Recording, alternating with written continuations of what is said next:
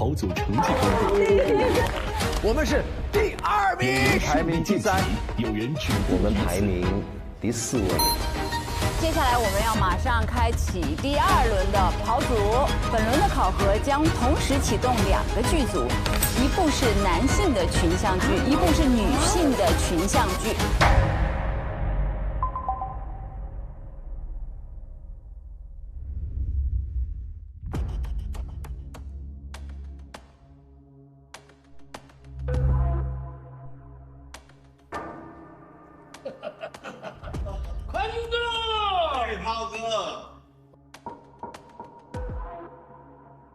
哇，还不冷不热呢？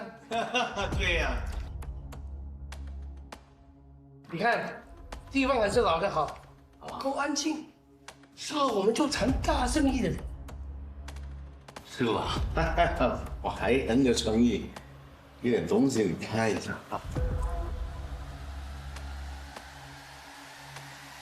看，一丝不挂，无牵无挂，啥都没有，放心交易。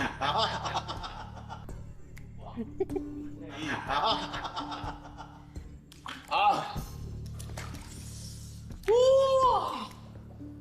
现在为什么还那么怀旧啊，炮哥？我说啊，还要我带那么多现金来，好久没吃过。哎，你说的吧？我也不知道为什么那么怀旧，一手交钱，一手交货。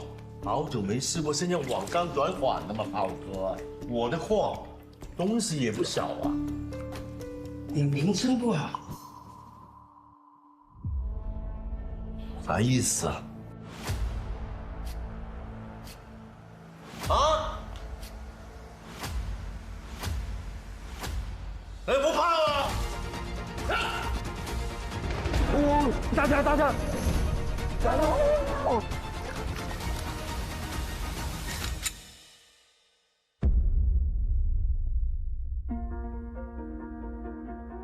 没想到，我一丝不挂，无牵无挂，还能长枪。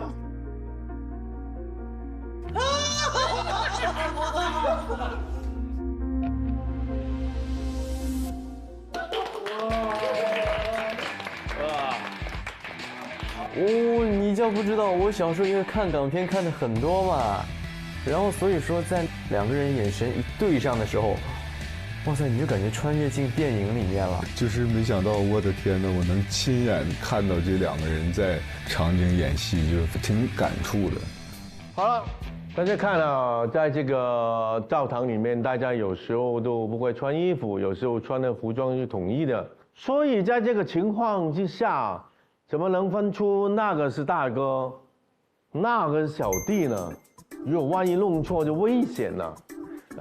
志伟哥，你先示范一下怎么在没有服装的辅助之下，能演出大哥和小弟的分别，好吗？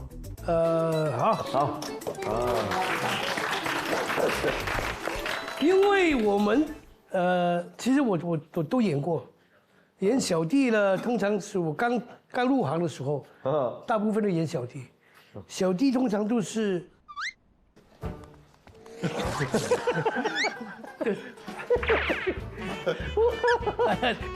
都是这种的。好久没见你这样表演了，真的。那个是五福星啊，跟洪金宝大哥。啊，对，五福星。嗨，大哥，大哥。然后呢，有些是大哥，但是那种大哥呢，只怕人家不晓得他是大哥，就是那种。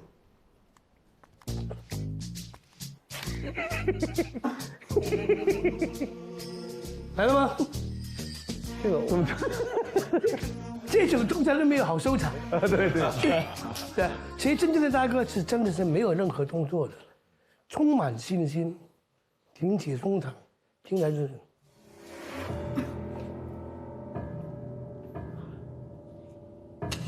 走。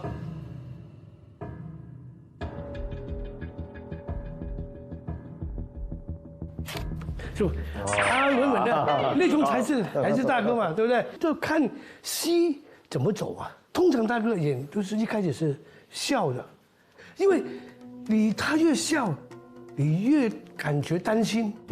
都是笑面虎啊。我碰到很多大哥都是，我这就去买东西，哇，那个老板贵到。我问他你认识我吗？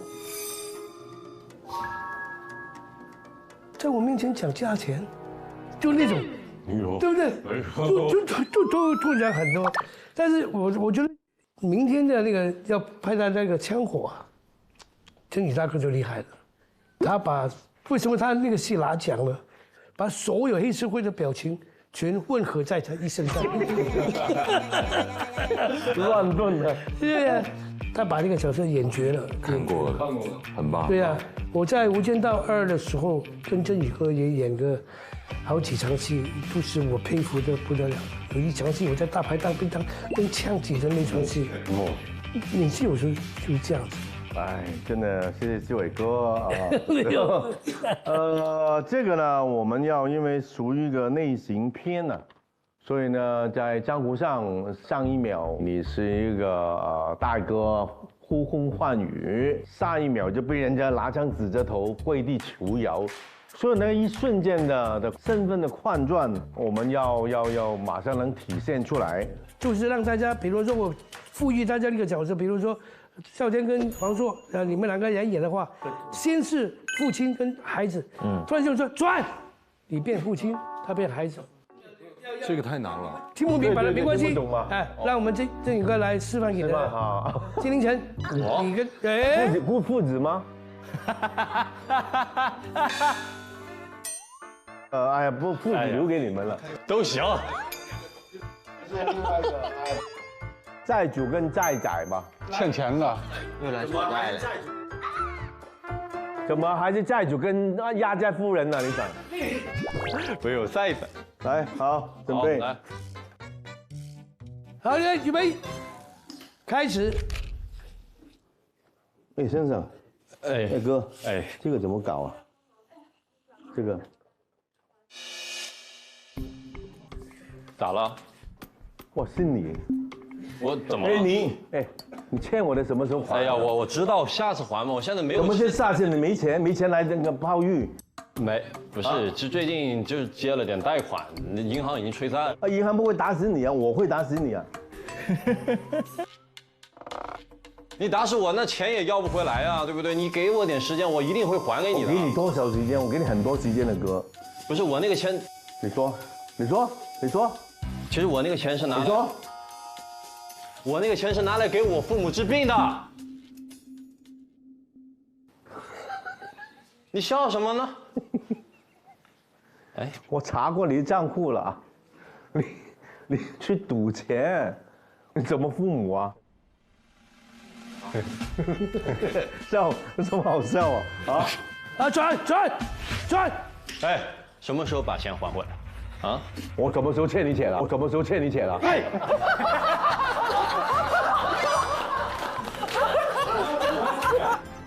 你要不还钱，我今天就把你弄死在这儿，你信不信？啊，我信，我信，转！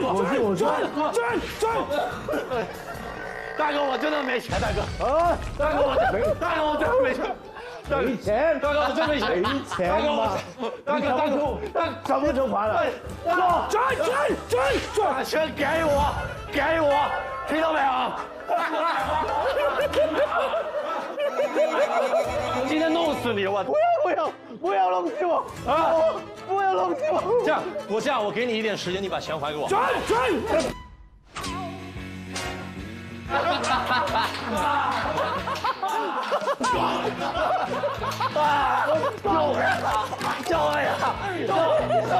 命啊！看！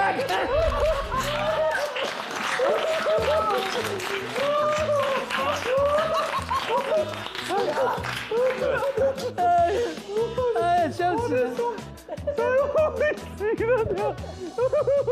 我一看到要打人什么转，我看你敢不敢打。还是要收力嘛，对吧？我可是练拳击的。哎呦，讲了要重来一次。不。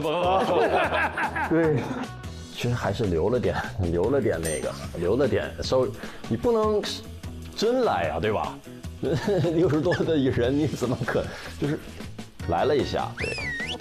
好，大家明白了吗？很难超越啊。好，那么第一队少天、方卓，很难呐。来，爸爸跟孩子啊，爸爸发现家里钱被偷了，哦，知道是孩子做的。吃饭吗？吃饭。来，预备，开始。说，干嘛？我那个放在柜子里那2000块钱怎么不见了呀？不是我偷的。不是我偷的。我都没有说是你偷的，你那么快就否认干嘛？我只是不是我，听懂了吗？不是你拿了就跟爸爸说一声你拿了没有关系，2000块钱又不是什么大钱。不是我。快！你那个钱是不是你偷的？什么钱？碗给我放下！哦，我看了手机监控哦。你不要不知道。快！你为什么会多一只手机嘞？啊？你不是说你没拿那个钱吗？拿了钱买手机，这什么？朋友送我的。你哪来这么好朋友？你不介绍给我呀？啊？快！一看，这不是你吗？那是我又怎么样呢？你对你儿子有没有最基本的信任？你在家里装监控，你不告诉我？我们家很穷吗？对啊，那你在意那2000块干嘛？快！啊，你交女朋友了是不是？快！你交女朋友了是不是？快！这手机我买给你就是了嘛，你拿钱干什么呢？快！手机给我。你拿我手机干嘛呢？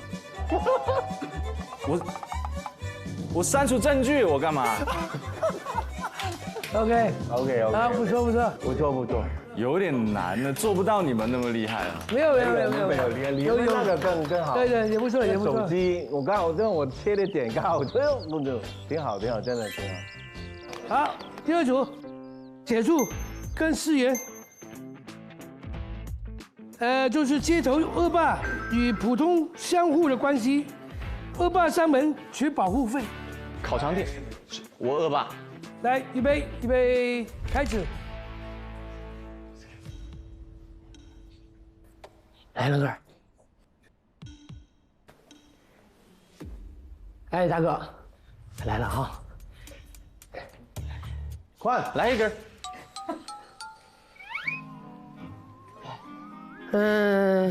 生意经营的不错。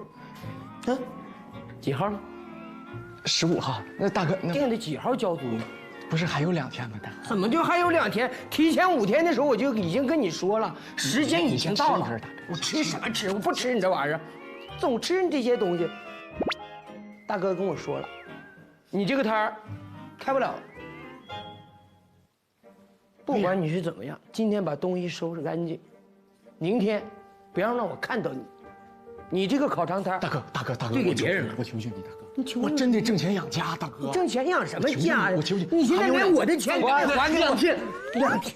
我告诉你，大哥，天柱，大哥，你给我点时间，你别跟我来这套。不是，我现在最近生意确实不怎么好。快点的，我今天不要你多的，我们老大让我收1000块钱，我没说要多的，只要500。你再通融我2天，我把我妈那专费交上，我就赶紧就给你拿过来，行不行？大哥，就100，大哥，没得讲，大哥，快！啊！我笑死你！我真是，你咋的？半天都不行，半天。现在给我烤100根烤肠。来，蹲地烤100根烤肠，大伙儿都等着吃呢，快烤100根，快100根，你干啥呀？100根，50个放辣，50个不放辣椒，50个放辣，50个不放辣，50个放辣，烤，不放，让你站起来了，对，烤，大哥，你们也是啊，别以为我说他没说你们。滚！看什么？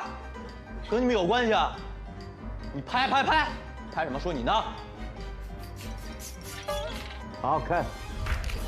不是。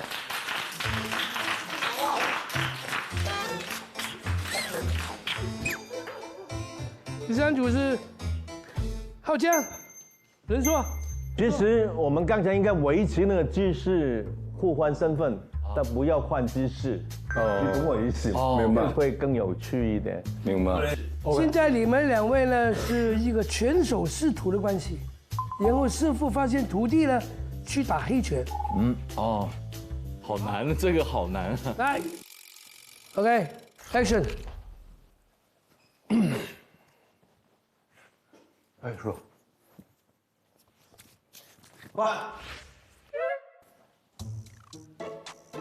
哎，是吧？你这做会儿个样子，还好吗？挺好的啊，挺好的。你最近干嘛呢？我最近就那个，就是没干啥，训练呗。训练。哎，我怎么听说你去打黑拳了？听谁说的？是不是？现在学会骗我了是吧？啊，张叔，学会骗我了？不是，是吧？你以后还想不想打拳了？我想打。你想？对。那你打完黑拳怎么办啊？你还能参加比赛吗？但是，你知道多危险吗？啊？我需要。你很缺钱吗？我要钱。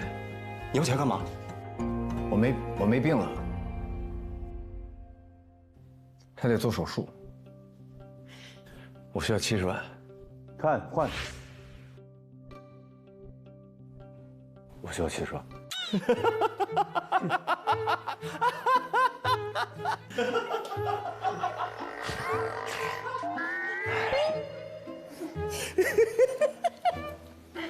70万，什么病啊？白血病，得医治化疗。坐这儿。什么时候事儿？2个月了。那没跟我说呢？你有钱吗？快！你有钱吗？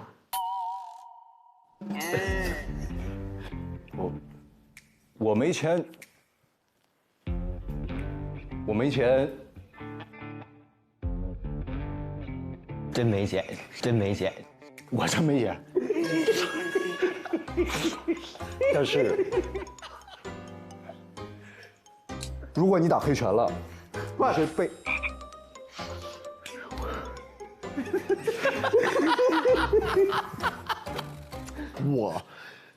我跟你讲，你是个好苗子，知道吗？打黑拳，你一辈子打不了拳击了。喂，你要打我啊？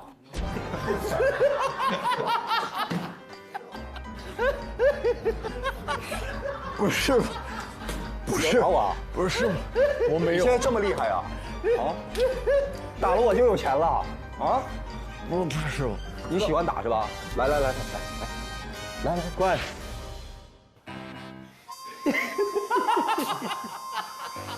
来，戴上拳头，戴上。你现在翅膀硬了啊！来，你先打赢师傅再说。打呀！我教你这本事。快，干嘛去了？你现在打我了？啊？整本事了啊！来，你刚才打，来，往这儿打，你别往这儿打，来，打。哦，师傅。换。来，站好了。换。要打了哈！你打师傅，你教的，你打吧。你就有钱了。换。我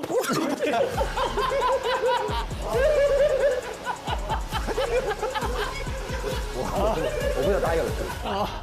我真不想教你。我不想跟你动手啊！黑拳，前进！换！打我，打！你打！师傅，我错了。OK，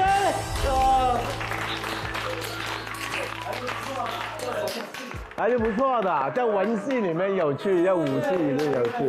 赢了！有趣，真的太好笑了，这个哇！我们都很喜欢在出手的时候就停。对呀，我也给，不错啊！好，也看到一些好玩的。其实所有东西都是希望给大家一个经验。振宇哥是最厉害，就是现场的转变，这个是一个演员是必须的啊。本节目由保险优选平台蚂蚁保冠名播出，不怕比的好保险就在蚂蚁保，专业做扫描，扫得更专业。本节目由扫描全能王指定赞助播出。又渴又蒙圈，一口脉动，状态拉满。本节目由脉动赞助播出。本节目由长康100%纯粹长康100%对味的长康纯芝麻油赞助播出。40年世界杯都有百威，百威邀您观看无限超越班。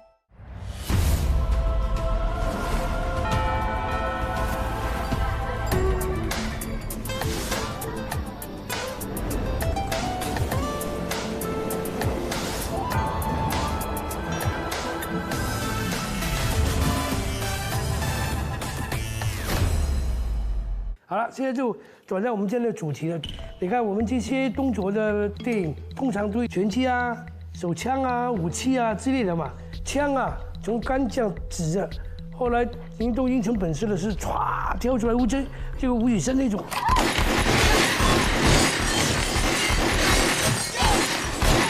就是吴宇森那个双不可能有人这样，现在什么都来，还要先放一次格子，然后才一枪就出来，慢慢变成滑出来了。对，这些东西是怎么来呢？待会就可以让你们去试试，好不好？好，来，我们就请到周师傅。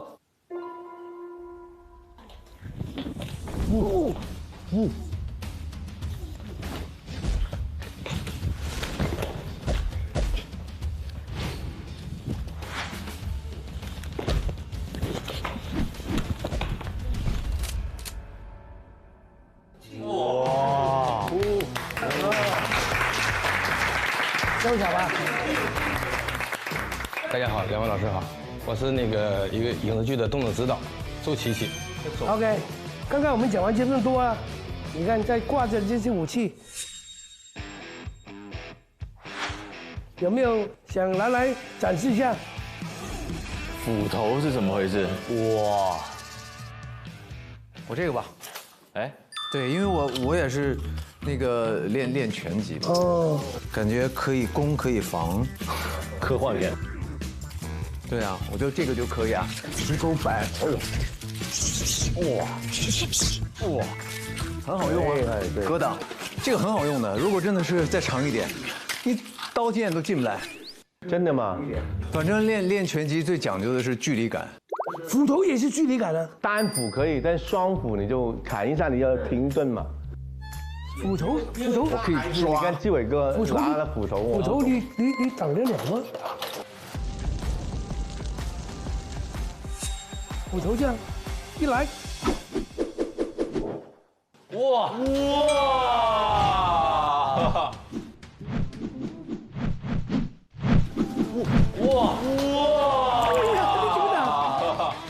哎呦，武行！好厉害！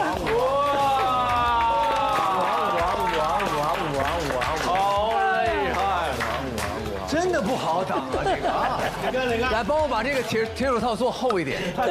他懂的是吧？他武行你怎么挡啊？不好打，遇到不专业的可以，专业的有点难。对，但是你不想挡的时候就中了，你真的要挡，对呀，不挡更麻烦。你脱不掉啊？我一直在想，你那个斧头是怎么，的确是很难弄啊。旋风睡不着了，刚才想了，一直在想。因为双斧你真的有时候你要扶了。对，因为他没有给我空隙，他又是防又是打，就很难弄。他呢，双斧是什么呢？跟双刀一样啊，他是跟着身体走的，他又是防又是打，他是卷着身体走的啊，劈，这样打的嘛，所以你都跟着不停的这样，永远在。对呀，你是很难的。那如果跟双斧拿什么打比较好？就棍长一点才可以吧？你就跑吧，你为啥还要打呢？你看见就跑，你就跑啊！也对，对我应该永远跑到那边去拿把枪，对不对？但是，哎呀，太认真了。那个时候我是真的想找到距离，然后就去练。我展示一个啊，棍呢？哦，好，在铁柱面前耍棍。见者之道，剑道。哎，这太不行，这个太那个啥了，你太高了，我得进去。对，本来想展示拳击的啊。小心了，这位哥，他会脱手的。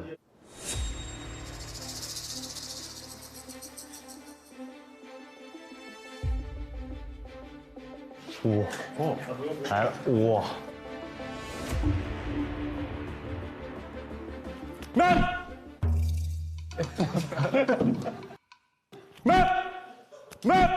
好。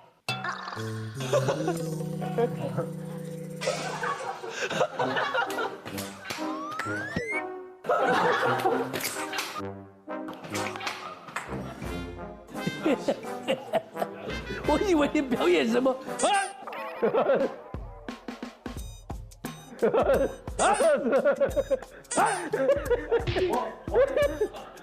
我也只上了1节课，我上，还有谁？我来棍儿吧，点地，1、2、3，打拉，1、2、3。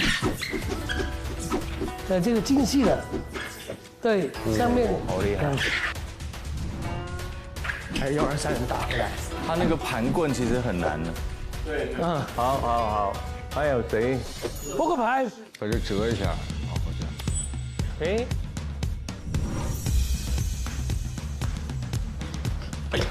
这个回来了，其实这个回来了。来，这是一种管法，这是一种开法。哎，不错。然后像有的这个样子。哇，这个有饭，有2手啊。好啦，就是开关的意思了。哎呦，还有谁？哇，没想到啊！哇哟！哎，没有这个以前练过一点点。每个人就有一点对，有技能。所以这就是我们拍这些戏啊，通常都会用到的。这个是我们中国人的骄傲啊！我们打出国际都是靠这些小玩意儿，就中国功夫，还有这些创意，能够让外国人也看到，真的，他们对我们中国电影是特别喜欢，所有动作片都是。好像成龙大哥也是一个跑酷的运动员，因为李小龙提出 MMA， 但是，成龙大哥就带起跑酷。这2位都是让大家相信真实的，李小龙是真实的，成龙是真实的。对，用这个肉身做给你看的。对，真的用身体用命来的。我想他们现在都没有机会看一个实弹的，或者是比较少。我意思他们现在都是用那个空包弹，就假的，光有那个声，没有那个。连这个都如果有剧组省了，对，其实不是你自己做办，所以很多演员就自己嘴巴是棒，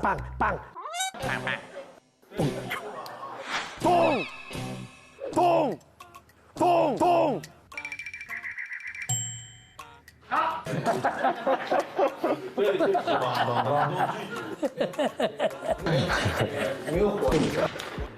来，老师你来介绍一下。今天带大家一起练习几个开枪的动作，就是剧组戏里面经常能用到的。这个有一个啊，大哥，当然我们拿枪的时候呢，但最好我们都手指在外面要检查一下这个国际的。我跟老外就擦，跟着再胖，证明里面没有弹了，因为这里面会有一个卡弹的东西，哎，没有了就放心，谢谢你。我们通常拍戏叫枪叫什么？鬼枪。对。所以必须要检查清楚，为自己。第二是手不要在里面，你没有用，你不要去扣。对，一定要手在外面比较好，所有都要放在里面。当你挤的时候就慢慢，因为很容易就已经到了嘛。就是这个。来，周师傅，你来示范一下，来大家看看啊。来，那个咱们俩配合一下。好。两个人走位，就是第一时间就是我往这边走，往这边走，对，我往这边滚，你往这边走。我左边滚还是右边滚？对，你往这边滚。对，到了这个位置，咱俩交叉回来。哇塞，哇，阿贵，来，你往这边走。你穿了长裤，穿啥裤子？没有，就是他这两个膝盖交叉，对，这个膝盖下，这个膝盖跟，就一个起。哦，就不是一个单独的表演。哎呦，是这个意思吧？哎呦，是这个意思吧？你比较像一个腿有毛病的人。他这个到底怎么转？哎，挺难的，哎，挺难的这个。它是一只膝盖一只脚一只。对呀，它是两个借力，它不是这样拧的，它是一个、两个、三个。一个、两个、三个，没有对，差不多。你要看清楚人家怎么搞，你身体转干嘛？你不是身体带脚，是脚带身体啊，哥。对，用两个膝盖带动身体一下的接力。来，新源跟铁柱，你们两个示范，预备，开始。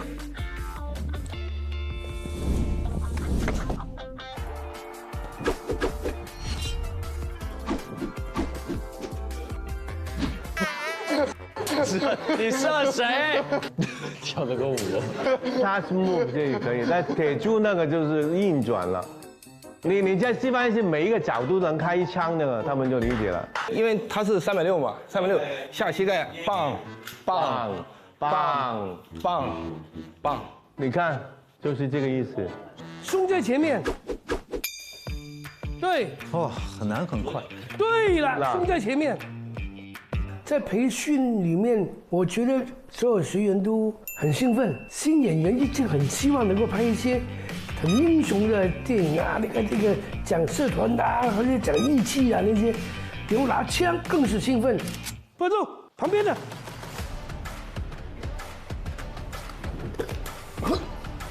哎，还不错。等会儿。起来有点难，哇，这个小心啊，有闪刀腰。1、2、3。投降。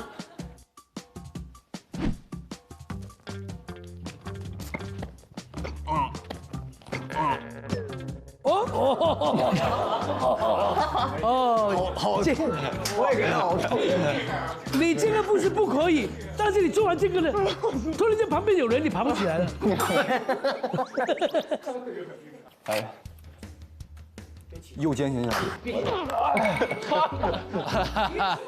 你一出去，如果出来是左脚是错的，一定是右脚在前面的。是呀，你不能有这样子的啊？对啊，对啊，就左在。你可以左肩。来这边。对啊。哦 ，OK。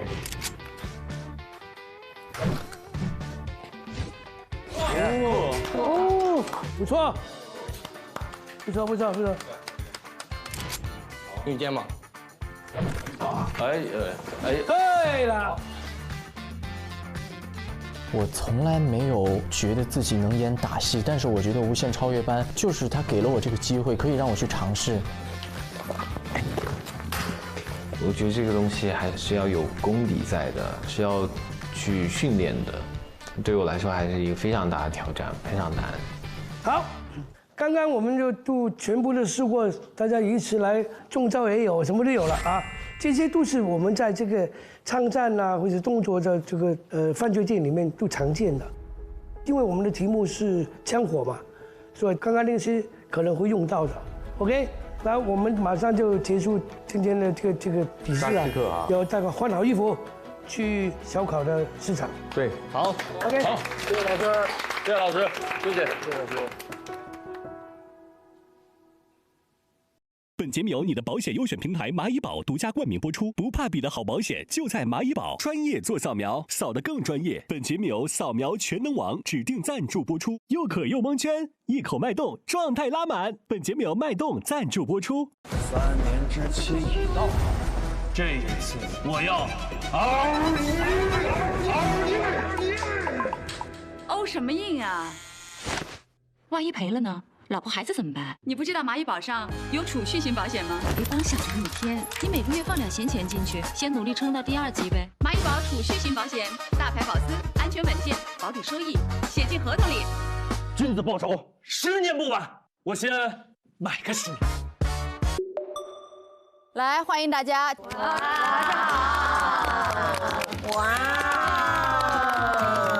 今天呢，大家换上了练功服来到这里，是因为我们这次的拍摄剧目是《峥嵘岁月》，讲述的是发生在70年代文工团的故事。所以现在我们所在的地方是文艺汇报舞台的训练场地，因为文工团需要参加各种的文艺汇演，每一位的成员呢，也希望你们是能够多才多艺的。我过去是一个文艺兵，当了几年？我当了3年。3年。我是刚去的时候，也只是报幕啊、唱歌啊什么的。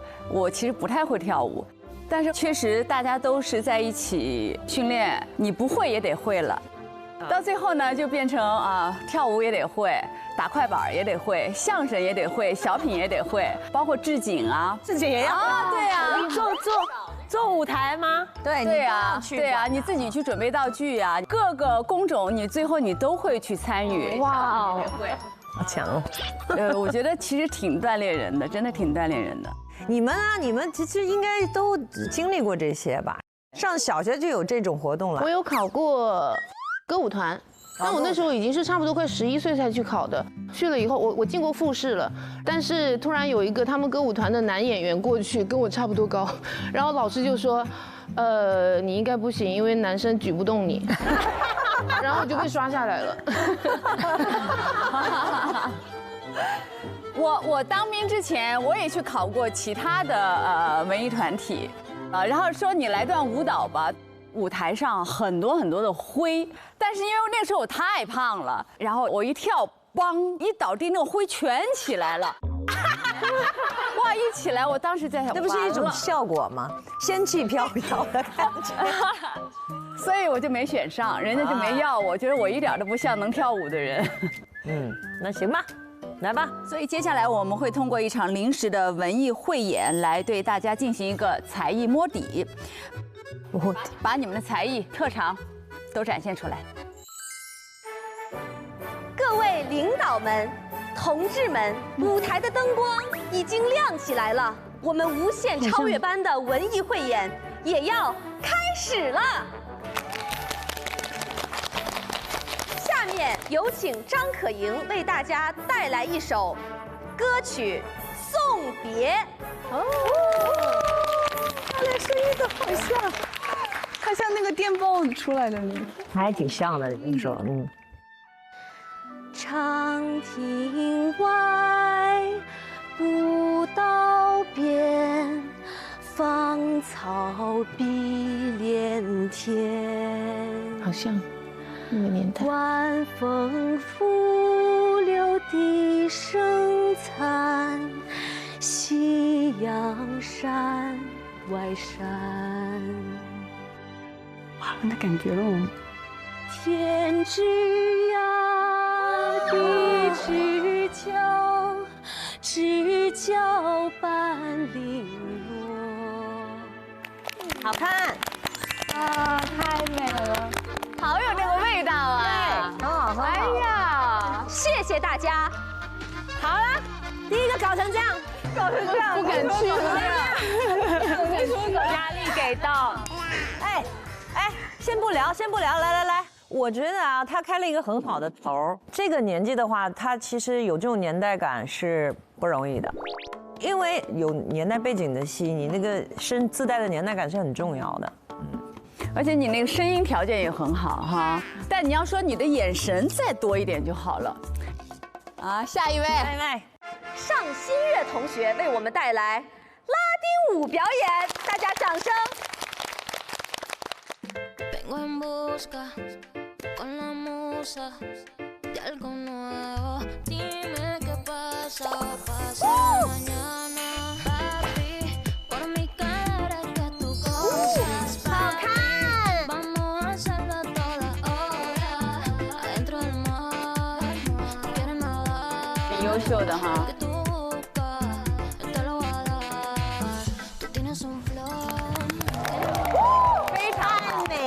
非常好，魅力无限，谢谢各位。下一位，下一位。哇！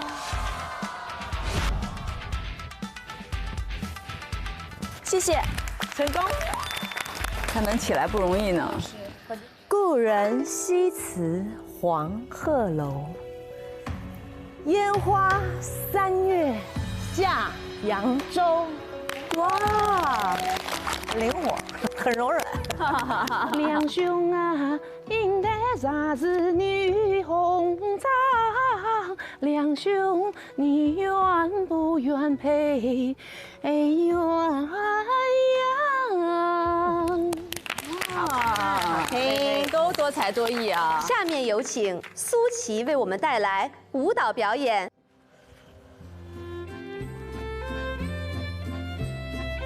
哇！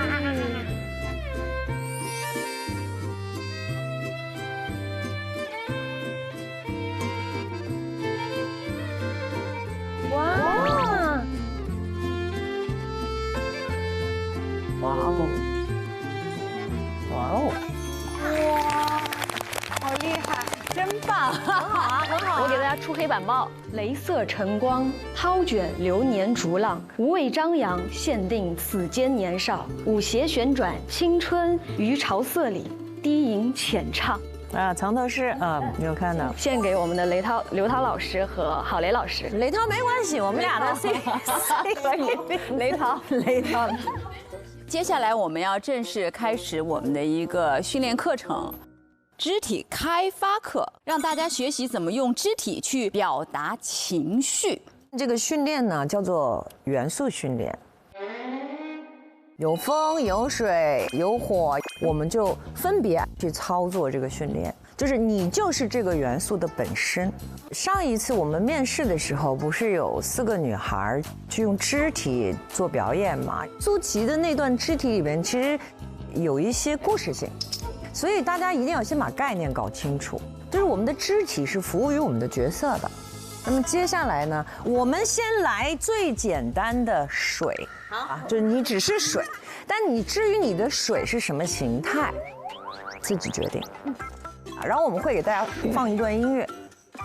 我觉得挺有意思的，因为我是学舞蹈的人，我很喜欢去用肢体表达我的情感。来吧，你就自由的选一个地方，然后每个人之间稍微有一点距离啊，不要互相影响。老师，我试试啊，也看看我到时候对。 你不需要特别大动，你不要那个，你在旁边演冰块就好了，也可以，我真的是可以。啊，你真的反应好快哟，冰块也是水，好厉害。来，安静，找到自己的状态，好不好？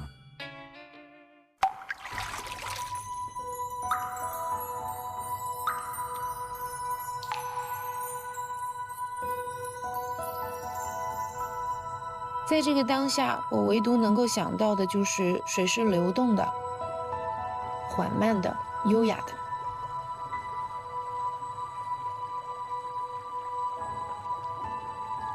我先是小雨滴，然后慢慢飘落到溪水里，然后随着那个溪水再慢慢的流淌。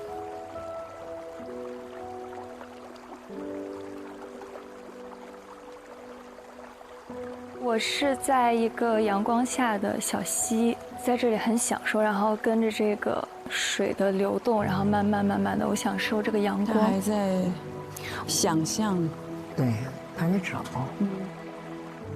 这是杯子里的水，然后被打翻了，躺到地上，然后慢慢的随着它的地形在流动。对，就是这太美了，都是有点美。 学过舞蹈的吧，控制力太好。它的每一个形体都像舞蹈，是吧？对，但是不自由。你别看它流泉美，但是实际上就是他能感受到，他感受到了水。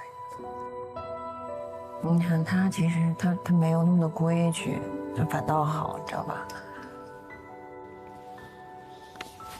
它真是一滩水。先停一下，停下来。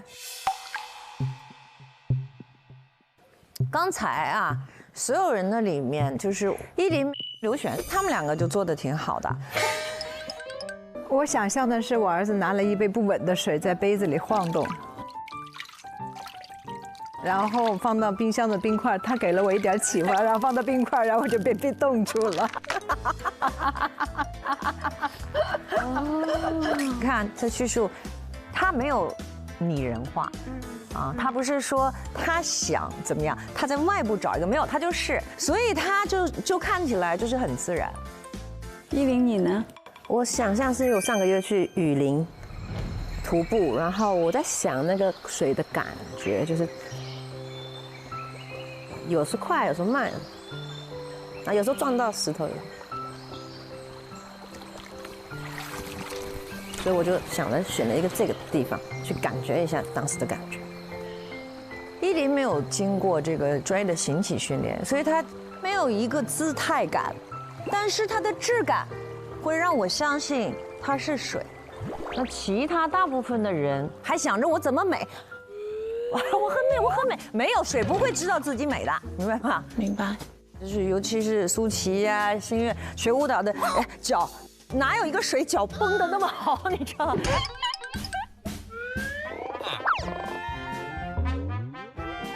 太美了，规则感太强了。这是我的肌肉记忆，可能这个是我的身体，它自己我控制不了它，压力。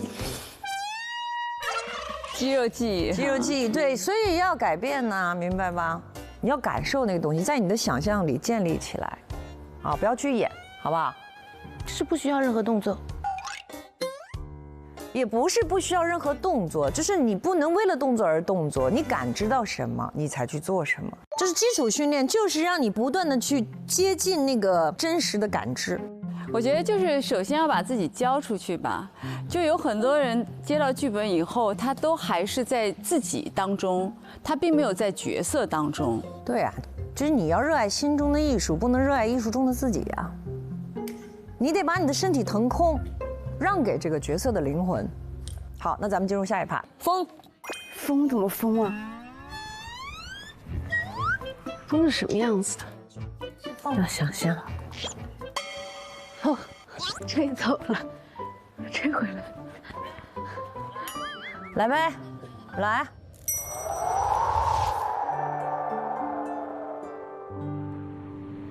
先是有规律的小风。渐渐的风越来越大的时候，就是乱刮的风，左边刮到右边，又刮到前面。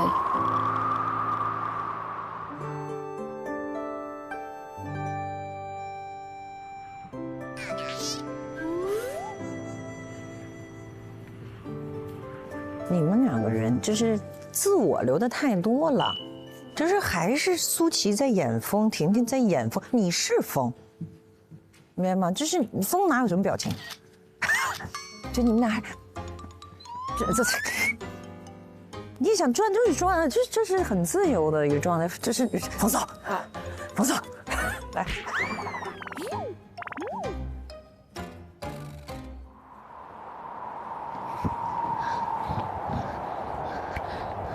来停下来，来张妍继续来看他。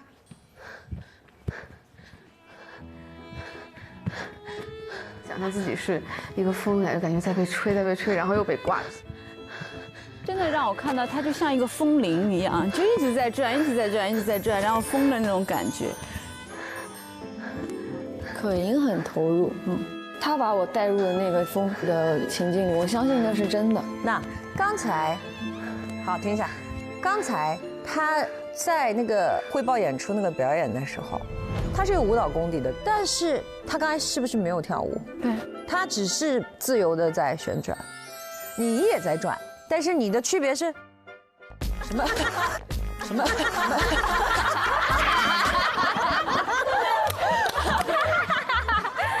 叫他扫腿舞，扫腿舞，扫腿舞。就你懂那个啊？就是符号感、姿态感，不要那些东西，你懂吗？来吧，最后一个火吧。你想火怎么演？烫是吧？你演的是？他最后总结他元素训练，他都是演了个疯子。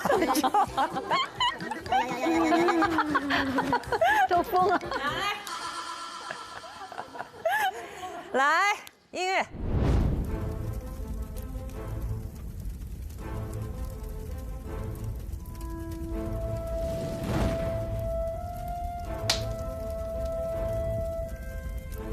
看柴火在烧了。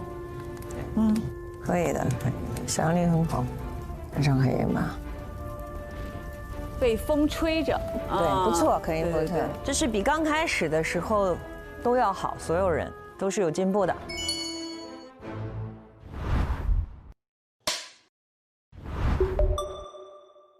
好了，我们刚才呢都热身完了，那么接下来你们需要带入情境当中的角色，然后去感受音乐里面的情绪，用肢体来演绎。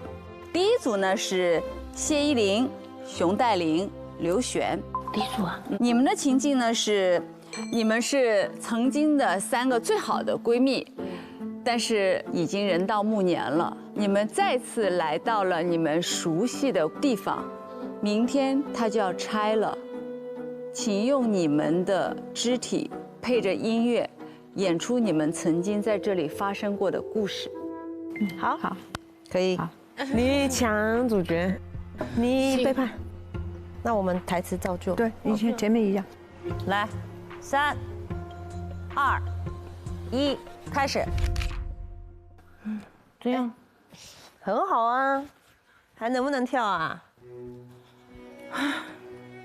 都这么久没来了，我也不知道，试一下吧。行，身材还是那么好，还好。我那时候，哎，你们2个早就到了。哎呦，璇，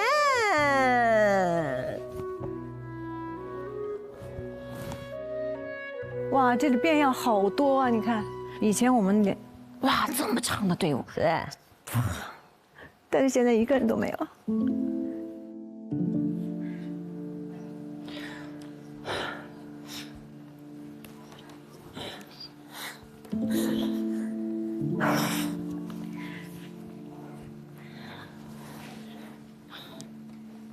怎么了？我们不是要来跳舞的吗？还跳吗？跳啊！还跟我跳吗？你还抢我位置吗？你还生气吗？我生气就不来了。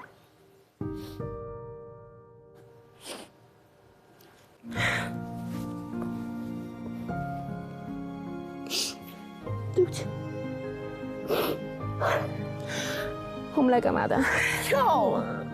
最后一次，今天就给他跳那个最多人喜欢看。我们以前下面多少观众啊，比你们人多多啦！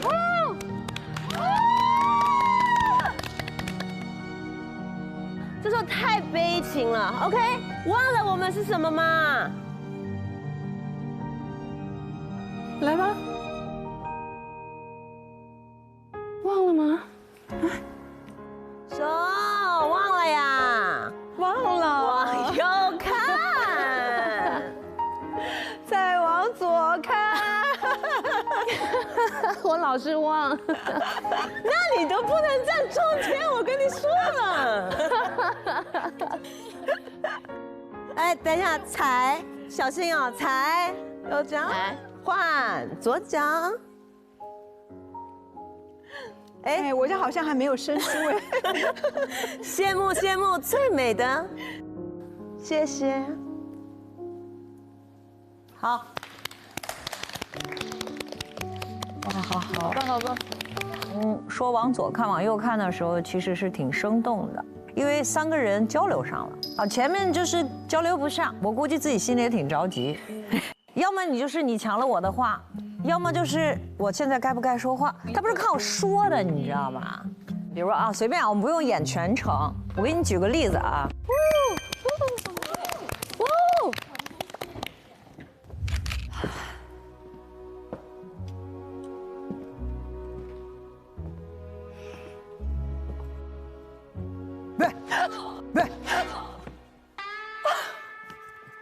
你来不是这个样子，烦死了你！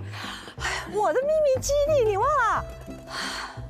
哎，你过来，你过来，你看，来，那，躲那儿睡觉呢，没变哎。你去，要不要躺一下？要不要躺一下？我才不要！什么年纪了还躺下？你有成大腕儿嘞，嘿！你们好吗？好。是不是一下子就有一个？你知道我们曾经是有故事的，就不需要演一个你是我好朋友。就包括刚才戴琳说什么，你还生我气吗？生活就可能是这样的，可能来了，哎，刘小姐，什么意思啊？你想我什么意思呀？看不懂啊？看不顺眼我就不要来啊。我先来的。哎，你永远就这个德性。你不就喜欢我这个德性吗？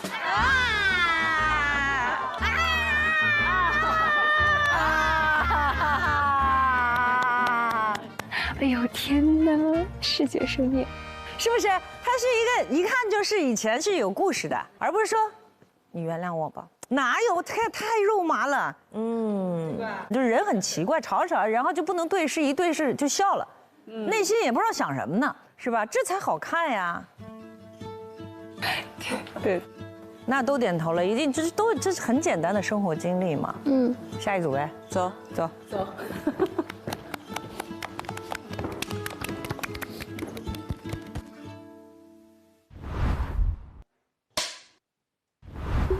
我们刚才的这个练习啊，主要是看一看大家运用肢体的能力是怎么样的。那接下来呢，我们谈一谈这个个人经历，好不好？因为其实我们在座的也有一些朋友有过团体生活的经历，大家也可以分享一下自己离开团体、离开朋友，或者一段很深刻的感情，有没有什么特别分别时刻、一些难忘的时刻？我最近有一个感受，就是之前我们《小时代》在拍戏的时候，我们就拍了1、2、3、4嘛，然后都是连着拍，然后我们整天就是都在见面，然后整天都嘻嘻哈哈、玩玩闹闹，然后最后3、4拍的有点困难，又有点辛苦，最后就大家一一的杀青了。我们杀青是分开杀青的，所以我们没有正式的说再见，从来没有过。然后后来在上映10年后，11、12年，刚好有一个工作室，我们终于是4个人在一起。可是那一天晚上，我们就聚在一起聊天。然后那时候当下想说，哇，是真的很舍不得离开，就是，然后又觉得啊，好年轻哦，你怎么就说再见了呢？应该那个时候要好好再见，然后就蛮舍不得的，我们那时候真的从来没想过，原来4个人聚在一起这么难，真的是很傻。那个时候一直觉得大家还会再见，还会再见，还会再聚，但是事实上其实不一定，就是命运有的时候就会很快把你们推向远方。那你为什么刚才演的时候不把这段经历用上呢？就我跟你们讲一个啊，就是你不是用上那个事儿。而是用上你那个情境当下的你的心境，那个不舍。对呀，这很好的经历嘛。我有过那种跟很多女孩在一起生活的经历，然后我印象深刻就是我离开宿舍的时候，然后我也没有跟他们说，就是不想要那种大家都送我，然后哭的不行的那种情节，然后就默默的把我的房间打扫好，给那个朋友们发了一个信息，我说我走了，可以去找我玩还是什么的。然后我还说那个我房间沙发是新买的，谁要就把它搬走。其实没有很悲伤的场景，他们就蜂拥而至，把我房间留的那些东西，他们有用的就搬走了。这是我印象最深的一个离别的场景。哎，我跟你们讲一个，你知道我特别听不了一首歌啊，就是小虎队的那个《一路顺风》。我为什么听不了这首歌呢？我最开始没考到上海戏剧学院之前啊，我就做演员了。然后当时是我爸开了一辆车，从我的老家通化，就是带着我去长春。然后我的同学们就来送我，你本来那么小的年纪离开家就挺难过的，但是大家都没有表现出来。但我就强忍着，我也没有回头。这时候就后面好大的声音集体唱。那一天知道你要走，我们一句话也没有留。我的天哪，我给我哭的，我们家到长春大概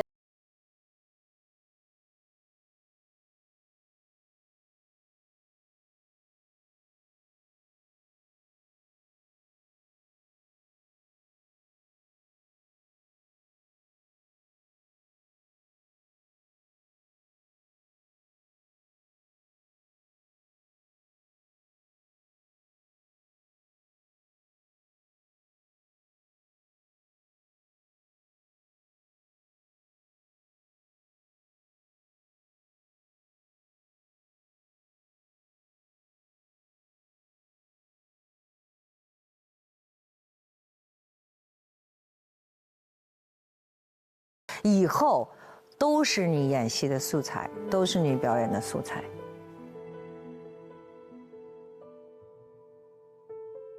我听完，哎呦天哪！因为我也有一些分别的那个，就是我还讲跟我队友吧，因为跟他们时间是最长的。我就现在还记得我的同龄的那些所有的队友，就是每一个我送他们的时候那种离别的感受。乔亚。我们年龄是有3个比较年龄相仿的。那天晚上去给他送行的时候，是我跟叶玲玲，我们背着巨大的行李去到了这个火车站的行李托运处，我就看着他，然后就想到4年前，我真的是在同一个地方带着希望来的，还想到了当时在接我的那个教练给我处理行李的那个画面，一下子就浮现上来了，我就跟乔亚相对的时候，马上那个泪就落下来了。包括现在我都记得，然后还有叶玲玲，我们俩是闺蜜，我们不是要控体重吗？我们就在林星要退役的时候，我们就坐在6楼的这个宿舍的这个楼梯口，就这样，真的是肩并着肩，这样头靠着头，就在聊那些我们曾经为了欺骗教练。喊坚持的暗号，然后呢，对，然后又有这个吃着冰淇淋，我们要控体重嘛。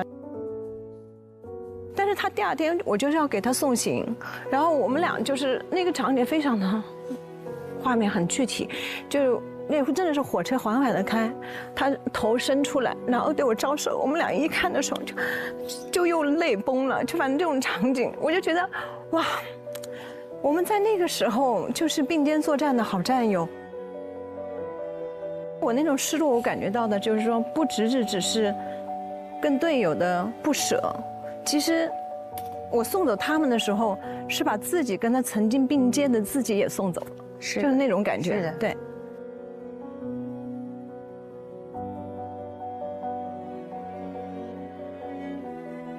其实刚刚韩兰老师说有首歌，我们当时听到有一首歌，说吧，说你爱我吧，就是这首歌，就是我们在那狂在那，就我在后期训练的好长的一段时间里面，坐在宿舍里面的脑子里面就会浮现出这首歌，然后我就会浮现出就是跟他们在一起的场景。是的，就是你通过各种的分别，你自己能感受到时间的流逝。对，是的，我现在想到就是也会，就是眼泪一下子就对。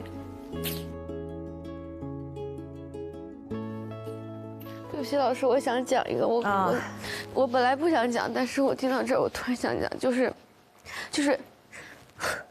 在我小的时候，然后我们一起出去这个国外演出，当时舞蹈队里面有一个姐姐，我到现在都非常印象深刻，她跳舞跳得非常非常好。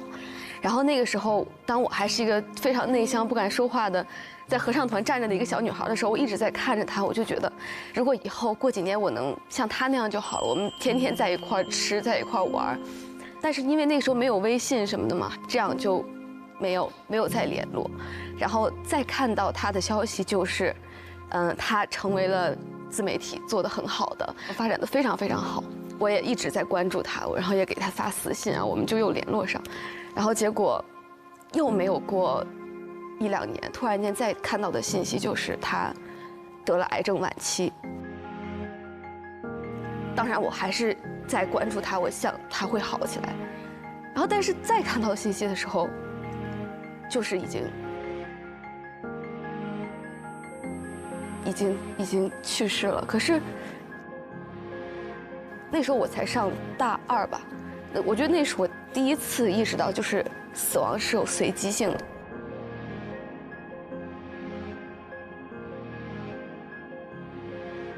就从那以后，不管是跟身边的任何人，我觉得就是我们真的要好好说再见，就是因为真的不知道什么时候就是最后一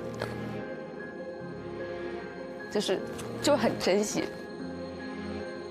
就有珍惜当下，当下，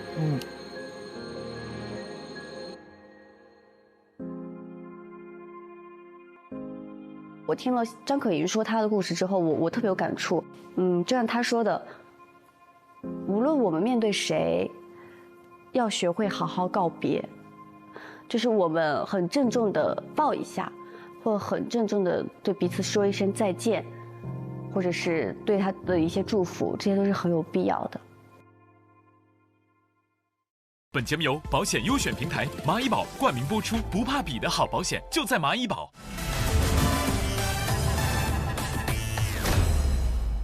本节目由你的保险优选平台蚂蚁保独家冠名播出，人生每一幕都有蚂蚁保守护。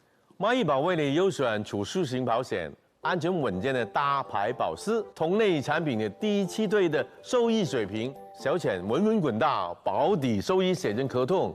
上支付宝搜蚂蚁保，选无限超越版同款保险。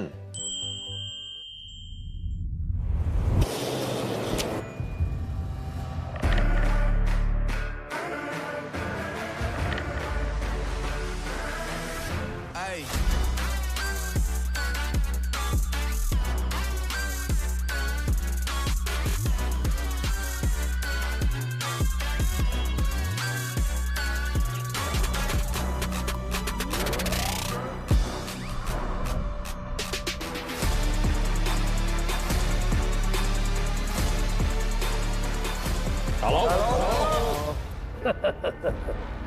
啊，看到今天大家的服装，知道有准备了啊。谁给你们准备的？自己。哦，怪不得。自己的。自己掏钱的。那好，我们就开始我们小考。好。好。当然，通常我们行走江湖了啊，都有一技傍身的。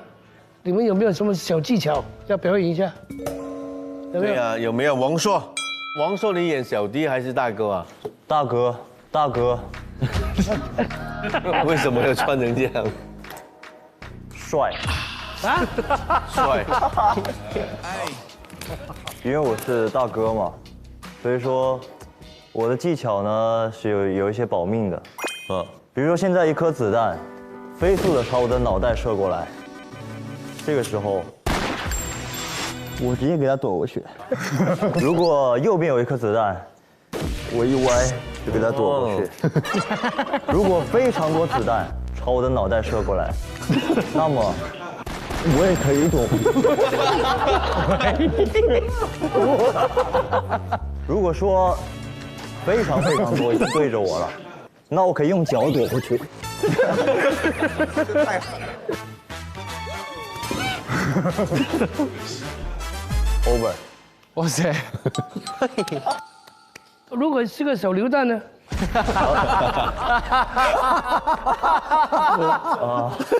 那我就跑呗。来，钟美美，把惹我的人搬上来吧。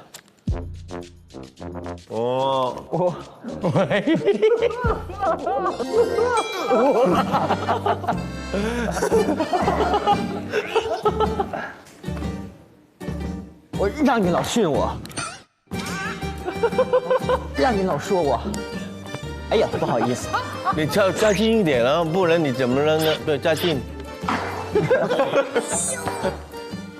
哎，你准不准啊你？哇，胆子那么大！哦，你就扔粉笔头，扔你的头，扔你个头。来，水饼猴。我技能就是哇，水饼猴后面挺起成龙的。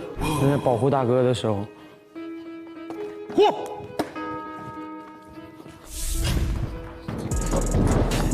哦！哇！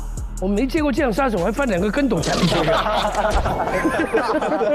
奇怪，我真的想再来一次。如果有杀手杀你大哥，你怎么保护？我护一下。是，如果大哥有危险，你可以怎么保护他？看，有危险！嚯！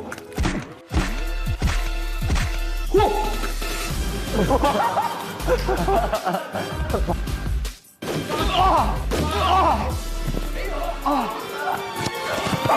不是翻啊翻！你刚才不是说要翻吗？救人呐！救人呐！刚才你不是要翻吗？为什么不翻呢？到底是保镖还是医生啊？忘翻了。哎呦！找一个更厉害的开司员。哦，你是哪位啊？这个我是跟一位老师学的。跟谁啊 ？If you want to be a real Hong Kong trade， 必须要有重金属的手链，还要有重金属的项链。就是你要看我的访问那个老外的访问。对。 Just like me, color is putting outside, and then you must have a heavy metal like that. 好，有点研究啊，好，不错不错，不错不错。当老大遇到危险的时候，恐吓。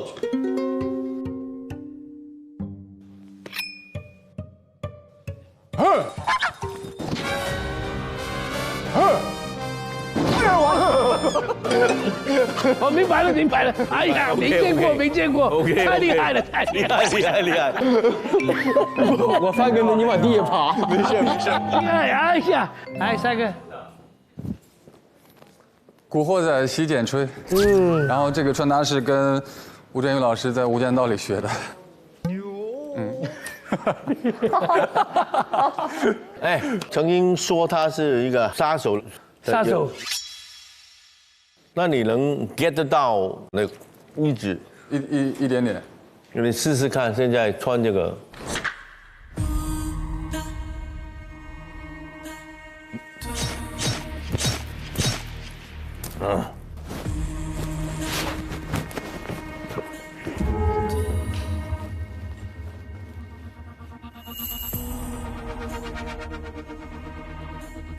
哎，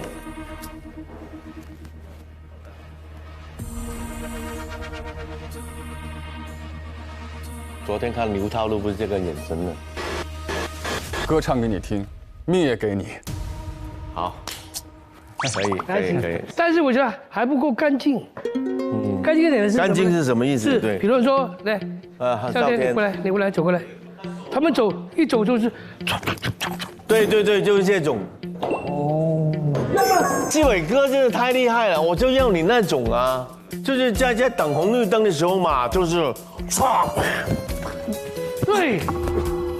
对，干净，哎呀，厉害，纪伟哥一看就不够干净。好，下一位，我表演一个就是一招制敌。啊，一招制敌啊？对，这个叫忍者脚。啊。你打我是吧？我就叫忍者脚，功夫忍者脚，你就配合我一下，你放松就完了啊。好，好了。脚呢？就这样。脚呢？他说的裸脚。对，这怎么？要不要是实在的，在一个实际的情况之下，你能做？有很多种脚法，就是说，那比如说啦，我是演大哥，好，你们都来保护我，我看你怎么能把我搞定。好，来咱们好，纪凌尘。1、2、3。哎，等一下，什么？没事。怎么依旧记你啊？什么脚？水饺还是煎饺？没办法，还过不去啊。那1对1啊？1对1可以。哦，1对1，好，1对1，哎，好，来，哦，1对1，他不行。还得救援对手。王朔，好，就你了。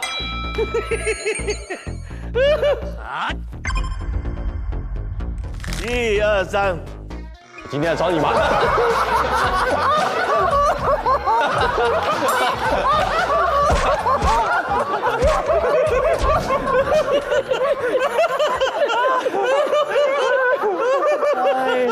好，这个反正就是参考啊。OK， 我们呢这个考题的方向呢就是呢，选出保护老大的5名保镖成员，和老大的一个亲弟弟叫安南。好，那水秉侯你拿把枪出来吧，你是神枪手。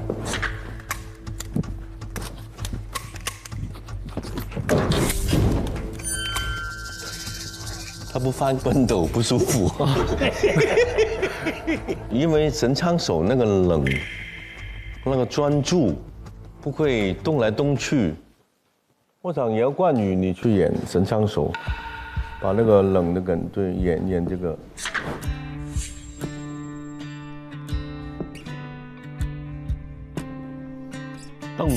动，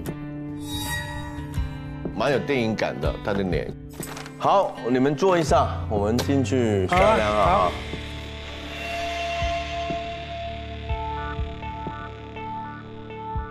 麦克，我想真的是冠宇试试，他会有一个新的感觉。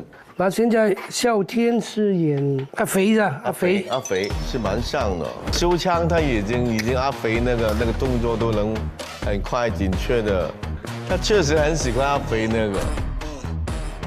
阿鬼那个就是阿鬼就是龙硕。哎，他弯起来坐在那边，就好像挺像他的。我说别搞阿来的店。安南就是纪凌尘。怎么样？到时候拿这个钱，我们就可以去 KTV， 我们什么都可以干。虽然刚才的动作多，但是他也是多到一点点精髓。我觉得他的讨人厌蛮适合安南那个讨厌鬼。同意。他有安南那个讨厌鬼那个感觉吗？行。发现我招定，开枪我就开枪。大嫂什么样人你不知道吗？他勾引过我咪，他勾引过我。岳浩江比他用心。王朔比吴天豪好像好一点是吧？好一点，因为他没有说马上做，对不对？他就一直。对不起，大嫂，对不起，你有没有搞大嫂啊？天豪永远要加情绪上。对不起，有没有搞大嫂？有没有搞大嫂？你没马上反驳我，就是默认，是不是？我们选上的是王朔。好。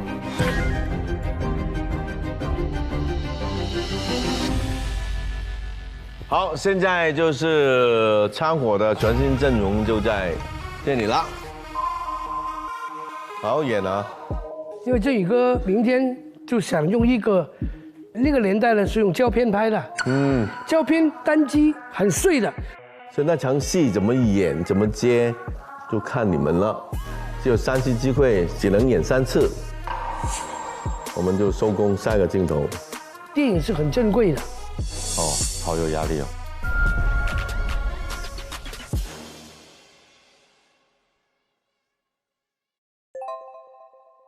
来，欢迎大家来到我们女生的剧目正式考核。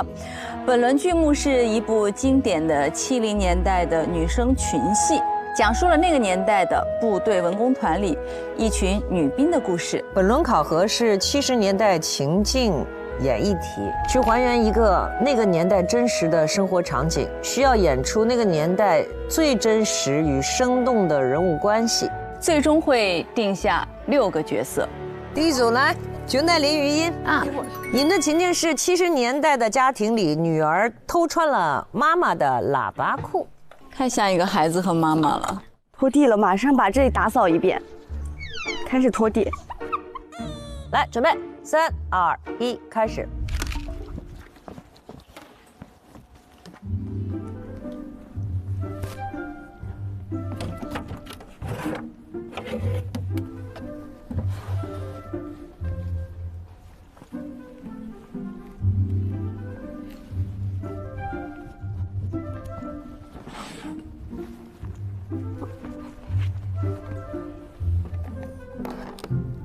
幼儿园短卷多了，就它容易过，是吧？其实他可爱，就挺聪明的。其实，咦，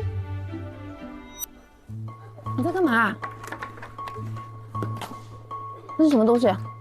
拿出来！你怎么换成这样子啊？跟猴子屁股一样。这谁的裤子？你在家干嘛？你是不是谈恋爱了？没有，妈妈，我没有。你没有谈恋爱，你怎么换成这样子？你打扮给谁看呢？啊？你知不知道女孩子不好好学习，以后考不上大学，哪里来的工作？别这样说，把剧情全说出来。来，停，看不下去。就是你进来没有好好看他怎么了？你要先看到他，你不是回来抓他的，你是下班来，你正常下班，把这东西往这一挂。写完作业了没有？干嘛呢？是不是这样？转过来，捡起来，捡起来。小孩你不学好呢，等会儿。你站着。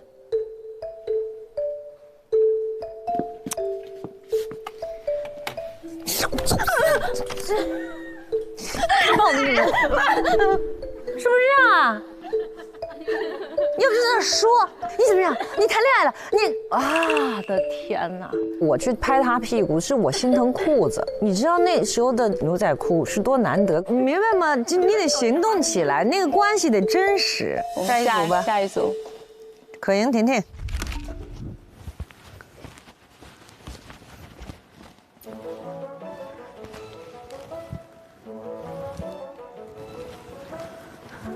哎，在哪儿呢？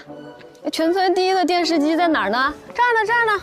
哦，还挡起来，打开我看看呀。哎，你挡你。哦呦，这么小，我得坐这儿我才看得见。我也合适，你家这么小，放这个小电视挺合适。是没你家大，那这不是全村第一台吗？你家有吗？没有，所以来你家看。这电视也没那么重要呀。不重要，一点不重要。那你那茶叶呢？没了，早喝没了。你还不知道啥意思啊？我看不下去呢。哎，停，啥意思啊？你俩这来看什么的呀？到底是啊？还没进入正题。不是电视，你见过电视吗？全村第一台电视，没见过电视。你见过电视吗？你可以说在哪儿呢？在哪儿的电视？对呀。哇，就你那个惊喜，你那个惊叹，你那个没见过世面，就是哇塞，那个摸一下，这就是打开有电没电的，就是你咋又喝水又泡茶又找茶叶？我想演的是我其实羡慕，但我不想让他知道我羡慕。什么？不行，你知道是所有的人到时间全部要跑到那个，只要一个有电视的，哇，那集中起来看那个电视的，对吧？而且你们俩一直在强调剧情，第一台电视，又直奔结果，又直接拿嘴叙述剧情，那还要演员干嘛呢？再来一遍，好，开始。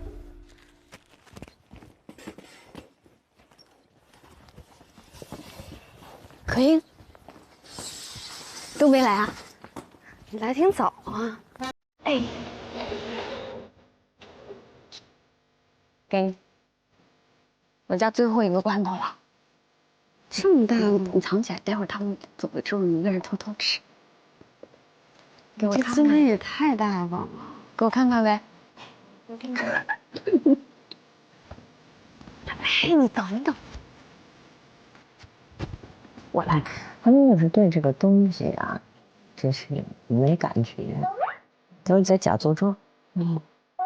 他老看他干啥呀？不是你还是我跟你讲，就是你的真实感没有。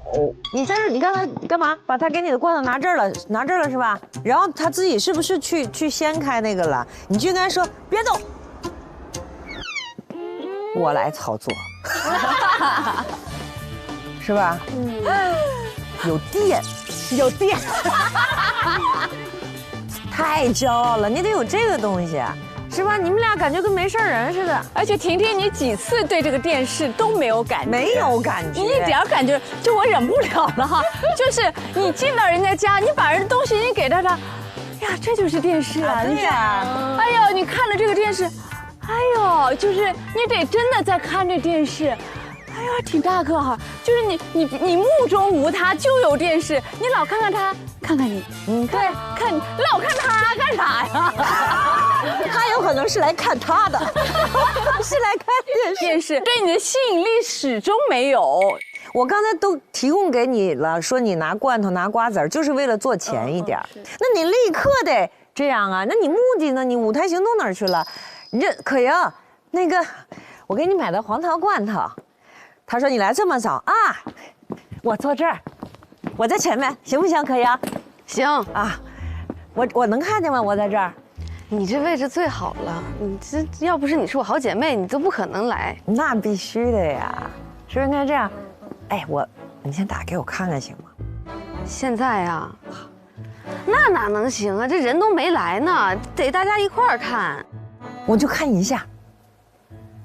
那行吧。快，别动，我来。那是不是应该这样？对不对？你得对这个好奇啊！你那心对啥都不好奇。对，我椅子我也不好奇，我电视我也不好奇。对他很好奇，对他很好奇，对他很好奇，老看他。对，主要是他的电视是偷来的，你知道吧？所以很好奇。所有的行动的目的都是为了这个电视，这台电视机，要不然没有意义了，是吧？好像我们确实是对那个年代的，包括就是真的那个生活这个了解有欠缺，所以说就是很多东西可能我们在那个当下即兴想到的都跟老师在告诉我们的会大相径庭。电视机对你们来说的确一点都不稀奇，那你就想象一个你稀奇的东西就好了，你把那个东西投射在这个电视机上这个道具上不就好了吗？这生生的就得演这个假的东西，这太不好看了。对，生活的质感缺失。但是我就告诉你，我现在让你马上回到一个现代戏，你也演不了。这为什么呢？因为你就没有待在那个生活的质感里。就像我经常说的，职业演员那在生活中就是个普通人，你就没有在生活里。怎么创造艺术？怎么高于生活？那没戏了，这个事就变成人话都不会说了。对，是不是？对。你想演一个吗？好，你来一遍吧。来，哪个化妆的还是穿裤子？你想演哪个？你想你谁都行。我想演电视机，看电视的那个。对。啊，行，我们可不可以一个一个上一个？随便，随机，你们怎么想的就怎么做。对，好，那你要演哪个？你来看电视的。那我演家里有电视机的行不？行，可以。啊，然后一会儿来的人越来越多，看谁对这个电视真能演得出来。是的啊，来吧。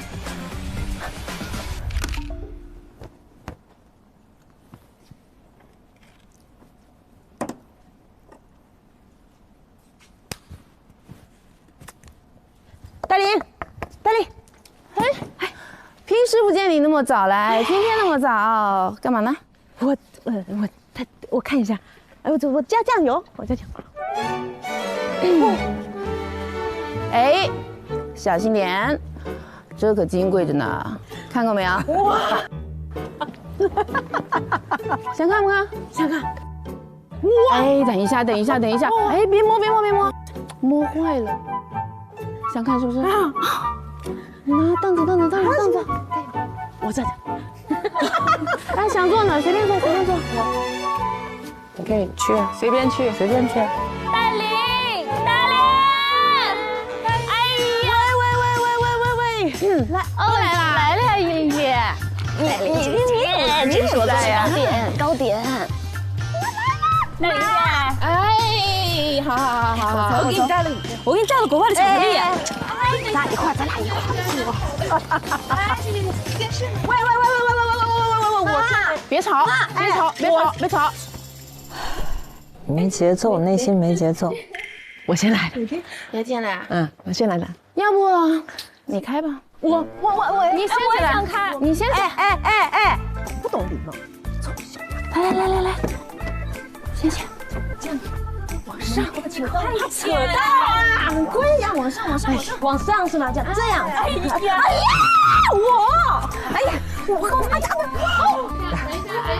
这是个灾难哈！这灾难真的是个灾难，非常乱。为什么非常乱？讲一下，就你自己的人物啊不坚实，然后你就无法形成关系，你们的剧情也就无法推动。就一窝蜂来凑热闹，因为我们其实是递进的考核的，一定是那个一次比一次更难的，对吧？你们自己也感觉到了，从一清早一直到现在，那你们怎么通过呢？那我们还拍吗？想一想，太难了，年龄感、时代感都没有。就这些姑娘们对那个年代的生活是毫无概念的，这是不行的。真的，一个演员的这个知识储备量要巨大才行。就是演戏就是上战场，对吧？你一上去一开机，那些东西全部都要用上的。你到那时候再去补充，就远远都来不及了。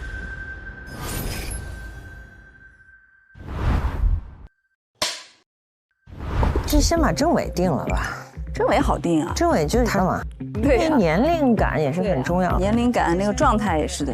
他也挺像的，就小麻雀的名儿也挺像他的，就是这种，是吧？他是性格直爽泼辣，也行。对他俩这个我现在有点矛盾。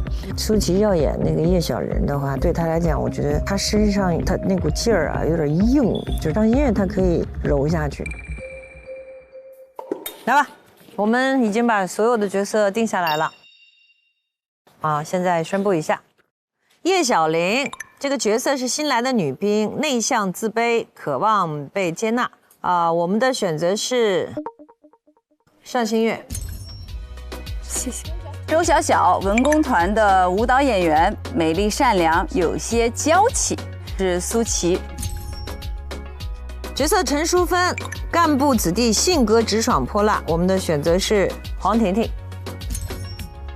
沈英姿，善良敏感，有正义感，但不敢出头，是于英。小麻雀，舞蹈队成员，心直口快，有些刻薄。我们的选择是张可盈。来的时候就说我不想演刻薄的角色，必须给你安排上。政委，威严但有温情，是刘璇。合适，合适，忒合适。没有获得角色的议员也不要难过，因为明天我们还会发布一些龙套的角色。那这次的剧目有牵扯到舞蹈的部分，我们还为大家提供了一个24小时的排练厅，如果有需要练舞蹈的同学可以去啊，但是注意啊，别受伤，别受伤。好吧，期待大家明天的表现。谢谢老师，加油，晚安，明天见。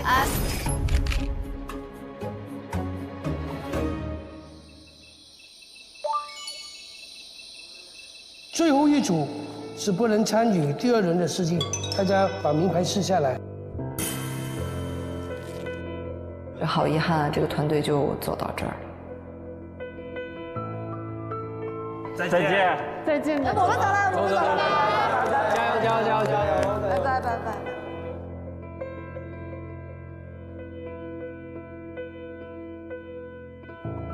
哎呀。心里还是会有一些难过，觉得坏了，这趟旅程就走到这儿就结束了。好遗憾啊。结束啦，会留有一些遗憾。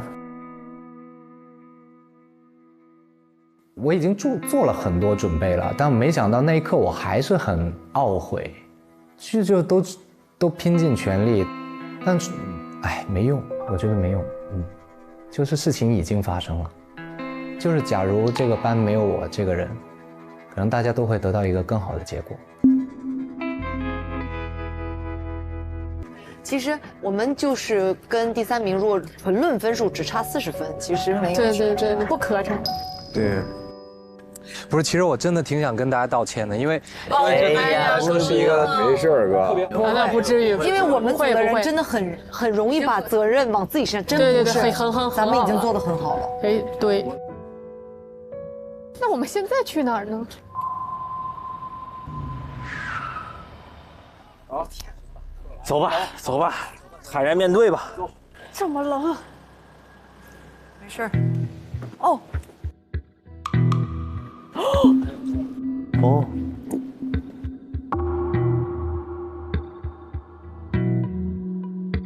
老师好，李老师好，各位议员好。我知道你们现在心情也不太好，刚被淘汰下来。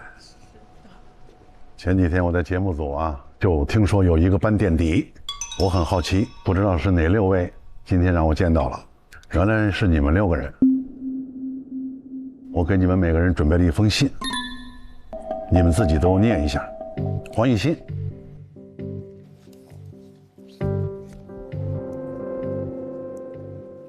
黄奕欣有一种喜剧精神，这种喜剧精神感人至深，我觉得非常了不。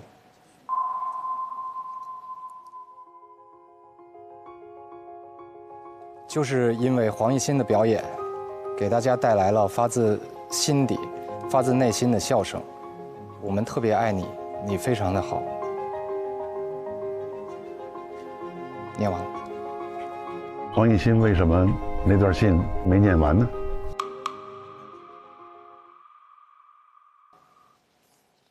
现在能念吗？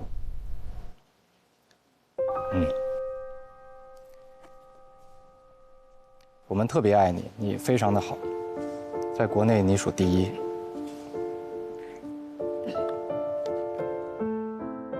我们特别爱你，你非常的好，在国内您属第一，应该是。给你的评价太高了。我觉得我根本念不出口，就是那些评价。你现在受之有愧，十分有愧。其实不要紧人生坎坷多于平坦。朱美吉，姜老师，美吉是我很信任的一位演员，从早期到现在，她的成长特别大，从来不掉链子，只要有她在就很放心，就算压力大的时候，她也能稳住。我们时尚无难事，有她在就稳一半了。朱美吉加油，咱们一起把这关过了，这条路不管怎么走，都是对的。我们是时尚无难事。是宋天硕宋导，我们在《喜人奇妙演1》的时候说，你获得成功的时候，鼓励你是不是？因为我们一起当时经历了很多，然后有特别低谷的时候，有特别我们自己感到骄傲的时候，但是现在，我跟新的团队站在一起，然后心中过去的那些队员给我的底气，他给我的鼓励和我自己不服输的那股劲儿，就涌上来了。刚才一下，刘大悦，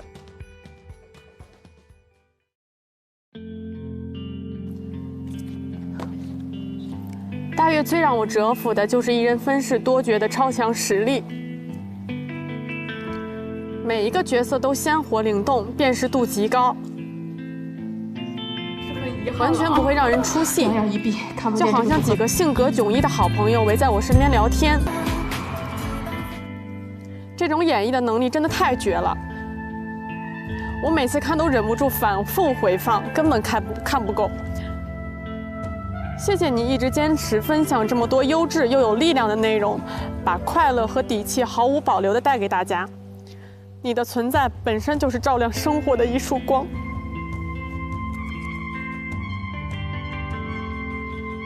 这是谁这么肯定你啊？粉丝。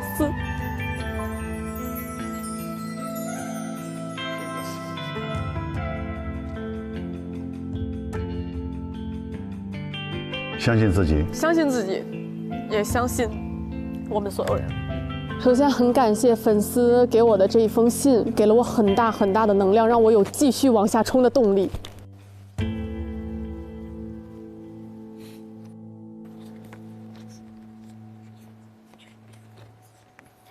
给我写这封信的人是我从小的武术教练，然后他其实在我的心目当中是我的第2个母亲。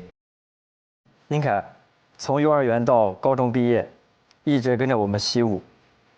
这个孩子从小运动天赋好，又吃苦上进，尤其擅长翻转、跳跃等。孩子在专业上取得这么骄人的成绩，我们武校教练都由衷的为他高兴。就是各种小时候的回忆的画面，很碎片化的就在脑海里过。到这把年纪反而遭受一次挫折，这个人生总要经历，需要成长，很正常，是不是？对，总有得意和失意的时候。是。我都有写歌给人，但是我第一次对一个人有感觉，好想寫歌給呢個人。唔知點解我成日覺得佢好黑仔嘅。因為我覺得他做了很多事都很努力。佢係我咁多朋友裏邊咧，其中一個係最努力做嘢嘅人嚟嘅。咁咧，我唔明點解咧成日得唔到佢應該，我覺得啊，佢得唔到佢應該有嘅嘢。他是一個報喜不報憂的人。所以我就把這種靈感寫在這首歌裡面。張浩維，說實話，一開始我對他這個角色的體現是有懷疑的，因為浩維太帥了。但是讓我很詫異的一點是，這個角色後來活在了他的身上，活在了他的心裡。他身上有非常優秀的幽默感，我個人認為他未來可以在喜劇方面有很大的發展。我相信他將來會是一位非常優秀的演員。你現在什麼感覺？我覺得，既然結果已經這樣了，其實反而我們應該調整好自己的心態，然後把狀態調整到一個最佳的競技狀態，讓我們重新起航，把該抓的機會抓住。每個人都把自己的信念完了。上一個階段你們成績墊底，所以沒有資格參與新一輪影視化的選角了。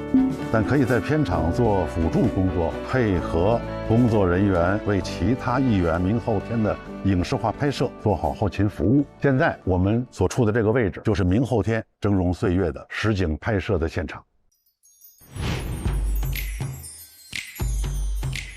現在你們就可以去做一些現場的服務工作。好，咱们能做的什么事情？这个，我们男生做呗，那个。你们可以搬大件，我们搬小的。Let's go。哎呀，小香出师不利。来，1、2。那边哥，那边大。好，行，好。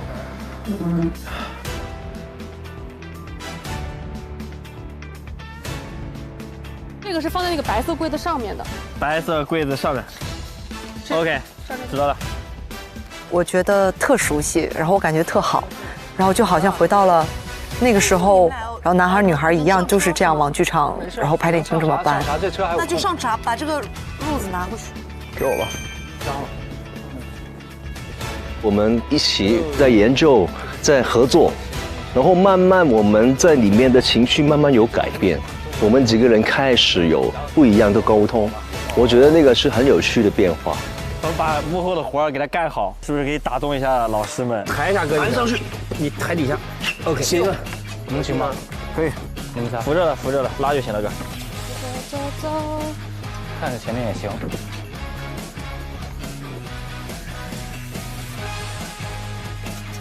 磨到什么程度呢？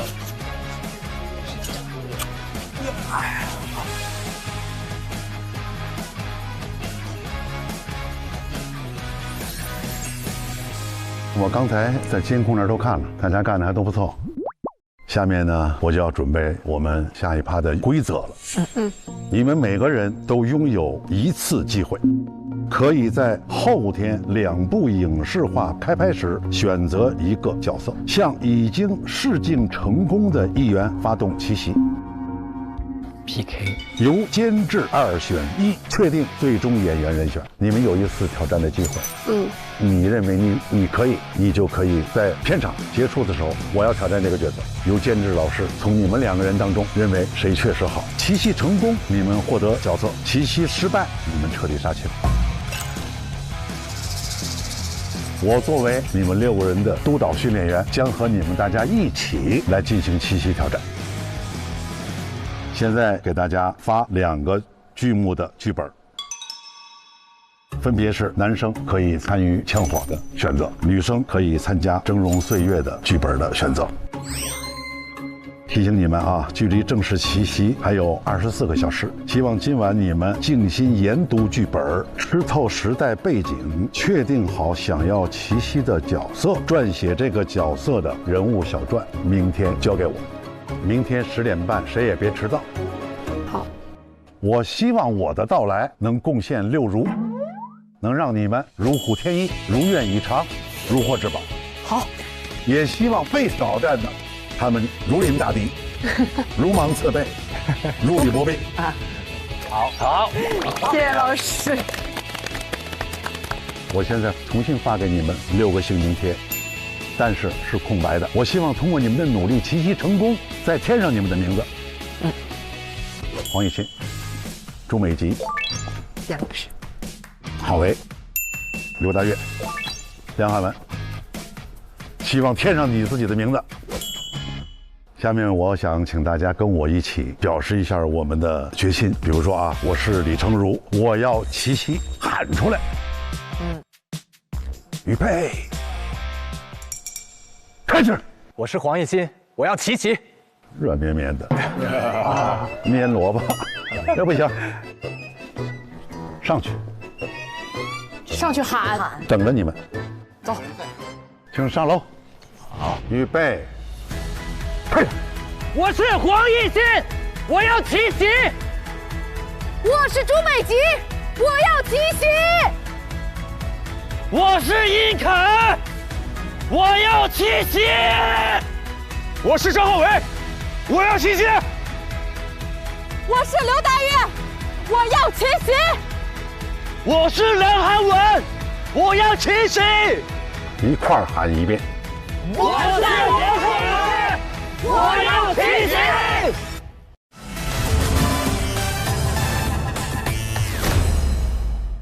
又渴又累，全新脉动。3联电解质，3重维生素，清爽果味，全新3D 原动力，一口脉动，状态拉满，脉动回来。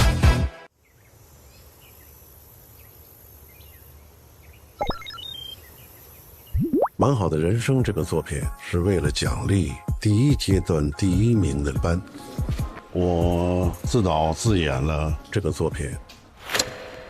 保险代理人胡曼黎与废品站老板老李是多年的老街坊。我跟你说说保单的事情啊。老李一辈子省吃俭用，为自己和独生女小桃攒下一笔养老钱。而是这份保单，它完完全全属于你女儿。小桃的未婚夫有赌博恶习。是我这个女婿啊，他喜欢赌博。老李怕以后被小桃的赌徒老公挥霍一空，于是找到胡曼黎和薛小周，为自己这笔钱设计保险方案。你买人寿险，你担心的事情要是发生了，从法律上来说，这笔钱它完完全全属于你女儿，算是婚前财产。我在这个剧中呢，扮演捡破烂的老李，于茵演我的女儿。我这个肤色得暗一点。好，我这指甲里边的黑是什么？西南莫8亿，嫩黑一洗是最好的。里边最后有句词儿啊，你告诉他你有一笔存款吧到期了，是不是可以帮你转成保险？老李不同意。这次在《蛮好的人生》当中饰演的胡曼梨是一个很接地气、永远不服输的这样的一个女性角色。我这次在《蛮好的人生》里面饰演的是薛小周，也是曼梨姐的同事。这个我总觉得好像有点不太顺，你觉得呢 ？Hello， 老师好，老师好，你们好呀，来，坐。你们在读这一场啊？是的，老师，您能不能帮我们看看，感觉拿捏不好。其实这个角色他应该就是非常有共情能力的，他非常知道老李真正关心的是什么。是不是他看透了老李的核心需求，就是把他的这笔钱稳稳地留给女儿，所以胡曼梨才会去选择储蓄型的保险，这样不是追求短期收益，而是把这个保底收益写进合同里，通过指定受益人就可以把这笔钱留给他女儿了。对。这样我就明白了，所以他的情绪应该要更稳，是在替对方考虑，而不是急着说服他。对，所以这样的话，他的人物就会更有分寸，而且能够更加的真诚嘛。那如果说你们要是对保险还不太了解的话，你们也可以去上蚂蚁保。蚂蚁保上是有非常多的储蓄型保险的，而且都是来自于大的保险公司，同类型的产品收益上，它都是属于第一梯队的，可以给自己和家人一个长远的规划。确实，而且蚂蚁保还有一个好处，就是我们跟人面对面谈钱其实挺尴尬的，但是蚂蚁保上的储蓄型保险在手机上就能完成，产品了解啊、人工咨询还有购买，简单又省心，还可以实时操作，特别适合我这种社恐人。哇，那我真是被种草了，一会儿录完我就要立刻在支付宝上搜蚂蚁保来了解。好吧，那我就祝你们都有一个蛮好的人生。谢谢老师。Hello， 李哥，李叔，就叫李叔，我也叫李叔。这手做的真好，这黑指甲的这斑，对，里边真是，这个手背也是做的，这做的哦。咱们再溜一遍算。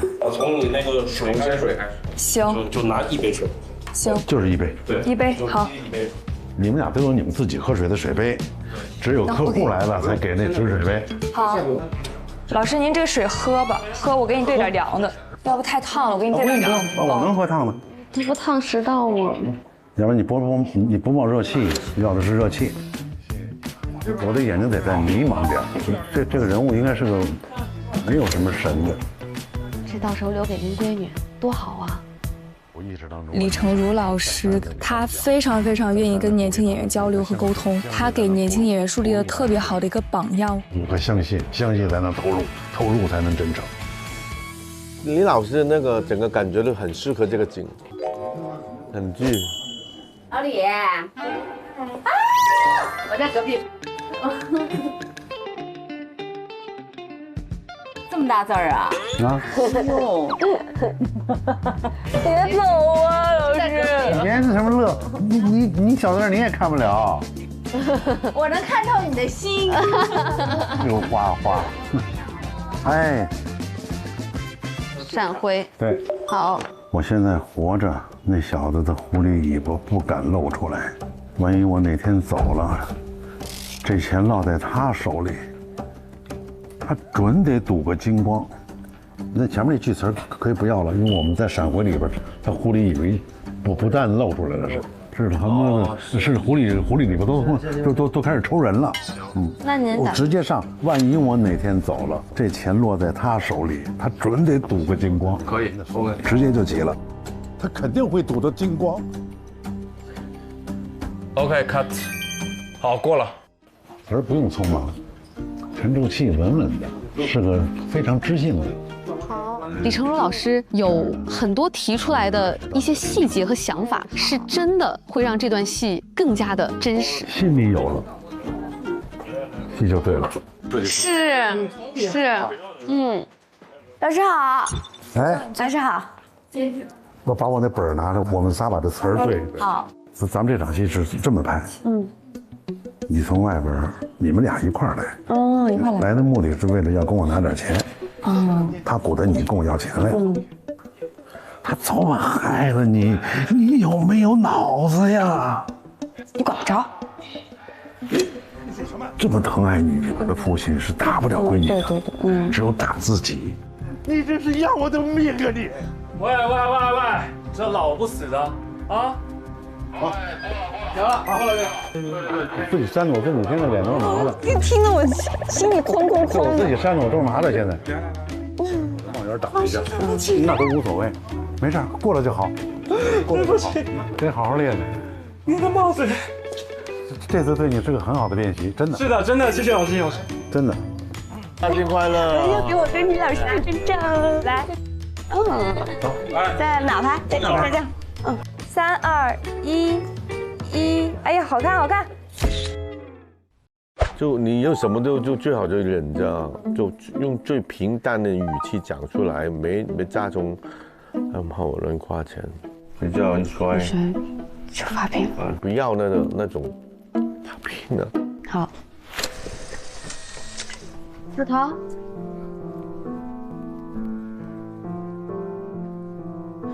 曼理姐，坐。看你演什么戏呢，小桃？哎，我收拾我爸的东西太乱了，进来坐，就过了嘛。你自己扎一些生活嘛。好。来，哎呀，小桃。曼理姐。不可以，没事。收拾东西呢。这个也行，有点累。坐。这个也行。再来一个吧。小桃。曼理姐。坐。有点乱。哎，可以，出来看一下，看有什么不一样？整个屋子就安安静静进来了。对，小桃。是的，哎，这很好啊。被你这摔了一下。对呀，就这，大概是这个对呀。明白。就这个呀，来。好。它有一个对白是。对，好了。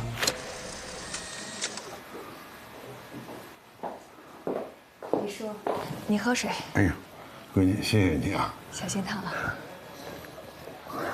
好茶。李叔，上次听您提起，您那300万的定存快到期了。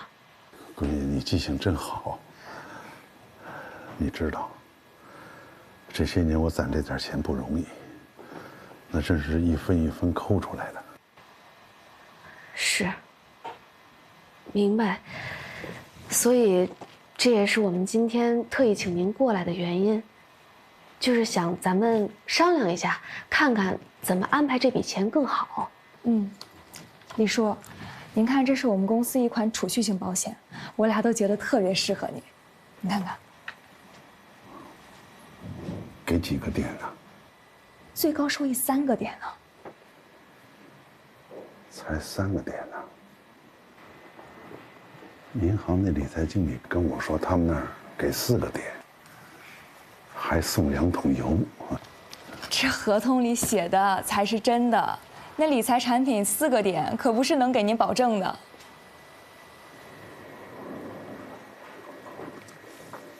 你说这些我都不懂，反正我就觉得放在银行踏实。你要是信不过，那就不耽误您时间了。我后面还有点事儿，曼理姐，那您先聊，我去忙了啊。李叔，这刚来的心气儿高，您别见怪啊。我给您算笔账吧。您看啊，这300万买我们的产品，最快4年就能回本，到第10年就是358万。咱把这目光放长远点儿，这钱以后留给您闺女，多好啊！我就是想留给她。对呀。可是我心里边不踏实。怎么了？算了吧，跟你们说你们也不懂，容我再想想啊。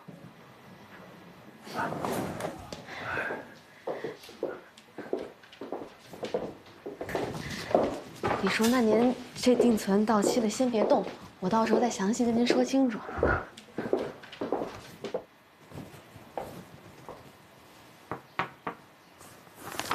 李叔，您在家吗？哎，我在。我是小胡。哎，哟，小胡，你怎么来了？来，进来。我用换鞋吗？嘿，就我这儿你还换什么鞋？你瞧我这脏乱差。那个什么，来，请坐。我给您买点水果，您坐，我坐这儿就行。嗨，你来吧，还那么客气，让我给你擦。哎，不用，李叔您坐，没事儿。那个吃瓜子儿。您别客气，李叔，我吧主要是那天，咱是在办公室，有些话没来得及详细说，就想过来跟您说点心里话。您别误会，我真不是说想逼着您买保险，只是我知道您这一直在废品堆里忙活，手上全是茧子，我每次看见，这心里都心疼呢。就想着您这辛苦了大半辈子了，别到时候这钱打了水漂。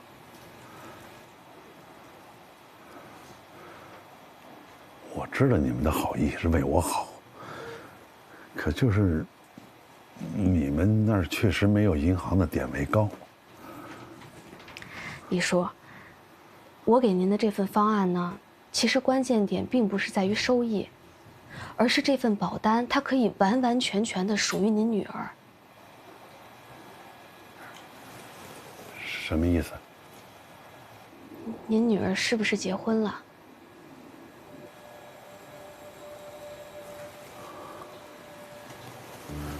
外人都看出来了。我不是看出来了，就是猜的。您这每次一说起女儿就犯愁，我就想，您肯定是想把这份钱完完全全的留给您女儿，可是又怕这婚姻万一出现了什么问题，这钱可能就不完全是她的了。我从来就不同意这门婚事。我想跟你说个事儿。说吧。你那个对象，能不能跟他分手？凭什么呀？我听说他赌博。那都是多早之前的事情，他早就戒了。谁能信一个赌徒能把赌戒了？这种骗人的话你也信？你要是跟着他，他会害你一辈子的。这种人会把老婆孩子都给卖了的。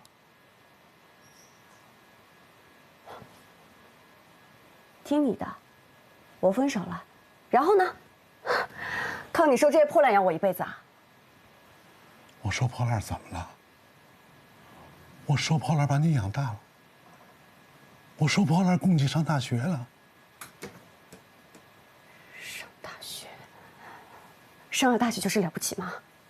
你知不知道我的同学都在笑话我？我在我同学面前我都抬不起头来。现在好不容易有一个人不嫌弃我，他愿意对我好，你为什么要拆散我们呢？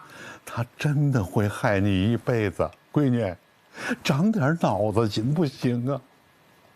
我告诉你，别说了，我就是喜欢他，我就是要嫁给他，而且我也实话告诉你吧，我和他已经领证了。你说什么？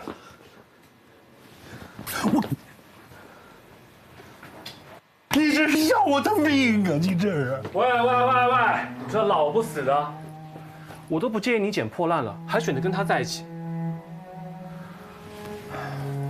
我告诉你，不是我追的他，他追的我，懂意思了吗，老家伙？赌徒，坏东西！什么意思啊？啊，你有证据吗？你凭什么说我赌徒？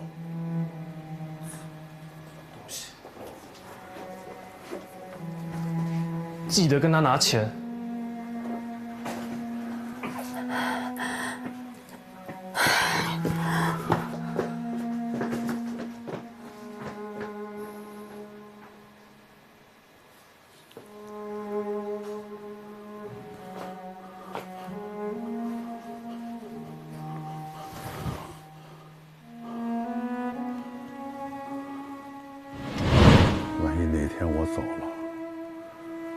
这笔钱落在那男的手里，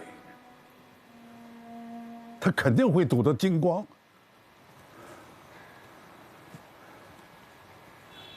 所以李叔，您更应该听取我的建议，因为受益人是您女儿，这笔钱会算是她的婚前资产，任何人都抢不走的。可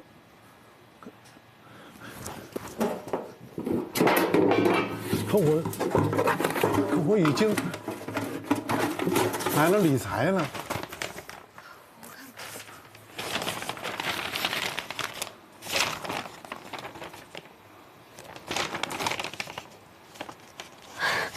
您别急，上面写着呢，1年期，等满1年之后，我就给您转成人寿险，这样您闺女就有保障了。那这事儿就能解了。能解，您放心吧，我一定给您办得妥妥的。好，那咱们这事儿就这么定了。谢谢你啊，小伙。我应该的。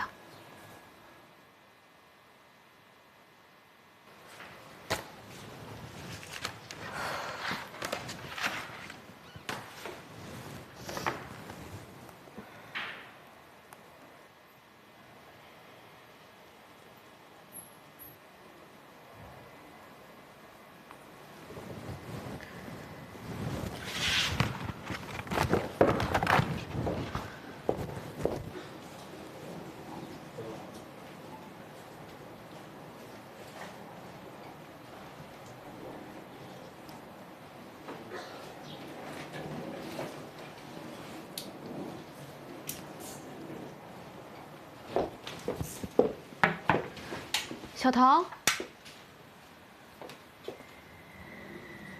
曼梨姐，坐，有点乱。李叔走的是真突然啊！他在废品站摔了一跤，心脏病就犯了。心脏病？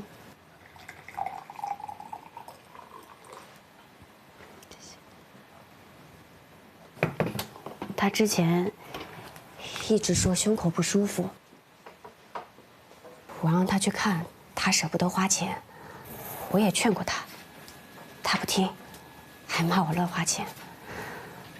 谁知道这摔了一跤，又赶在晚上。但你这脸上的伤是……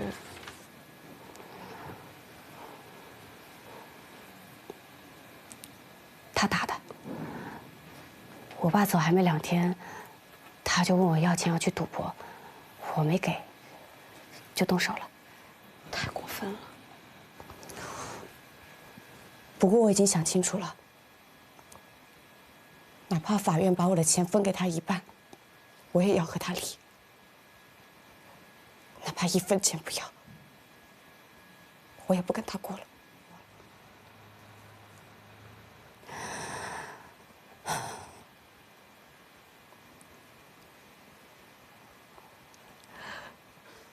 我爸之前就跟我说过，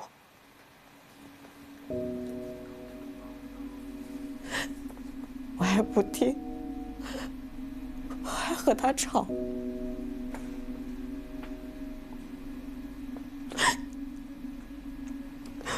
我和他说的那些话，他该有多伤心？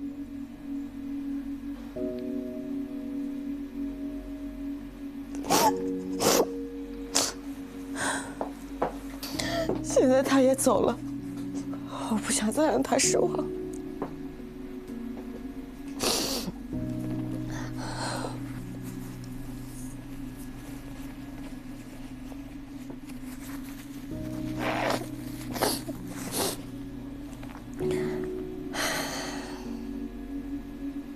曼丽姐，我怀孕了。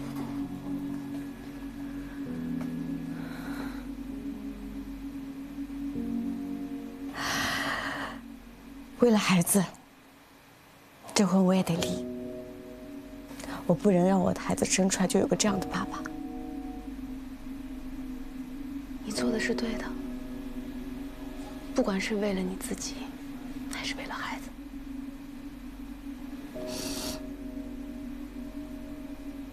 姐，我想买一份保险，我不想我的孩子未来和我一样没有保障。这个不急，到时候我会帮你安排好的。不好意思，我接个电话。喂，小周。姐，哎，老李那单怎么样了？他那个定存是不是快到期了？他走了。什么时候的事儿啊？就是几天前。现在的情况就是，他女婿一直逼着小桃要钱，小桃不给，坚决离婚，但可能还是得分他一半。姐，你让小桃放心，我去帮他找最好的律师，尽力帮他把这笔钱保住。好。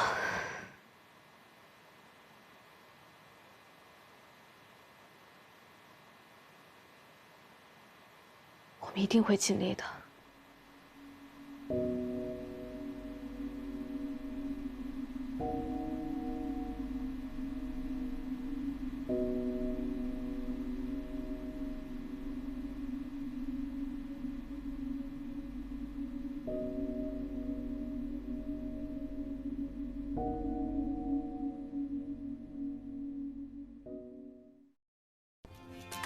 拍摄《蛮好的人生》给了我很大感触，就是人要有抗风险能力，尤其是像我们年轻人，收入不那么稳定，还容易月光，更是要提前做好财务规划。这次被蚂蚁保的储蓄型保险种草了，相当于提前给自己准备了一笔未来保障基金，以后不管遇到什么事情，都有从容转身的底气。上支付宝搜索蚂蚁保，选无限超越班同款保险。无限超越班第4季正片，每周6周日20点20分 ，VIP 更新上下集 ，SVIP 每周6提前24小时即可观看下集内容。5月23日起，每周6同步上线会员衍生、无线电台、无线特辑，解锁幕后更多趣事。每周日12点上线议员采访间，听议员聊聊超越班那些事儿。每周一12点不定时掉落加更版，观看影视化完整版等更多精彩内容。周中未播花絮、议员 Vlog 等不间断更新，锁定优酷。加油！听说要有人踢馆啊。看优酷就用酷喵 TV， 畅享大屏好内容。搏一把吧！生死看淡，不服就干。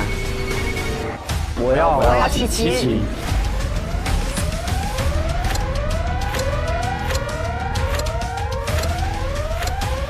人都杀人，不头吓人啊！你们一个个的心不在焉，怎么回事？心中有节奏，不要把钱快速的说出来。镜头里的外形非常好啊。我諗唔到啊，黃索 OK 喎。这一次不成功，我们就纯被淘汰了。我真的觉得太意外了。干人说你很危险。最后一轮呢，就是我们4个导师呢，就每人会监制一个戏。但注意，进入试镜间的次数是有限的。哎，这双向奔。微博搜索“无限超越班”话题页参与讨论，解锁更多节目名场面与幕后故事，赢独家惊喜福利。哦，还有这。在搞什么？他在聊天的时候总是提到他老丈人。刘达月，刘达月，我是刘达月，我要骑行。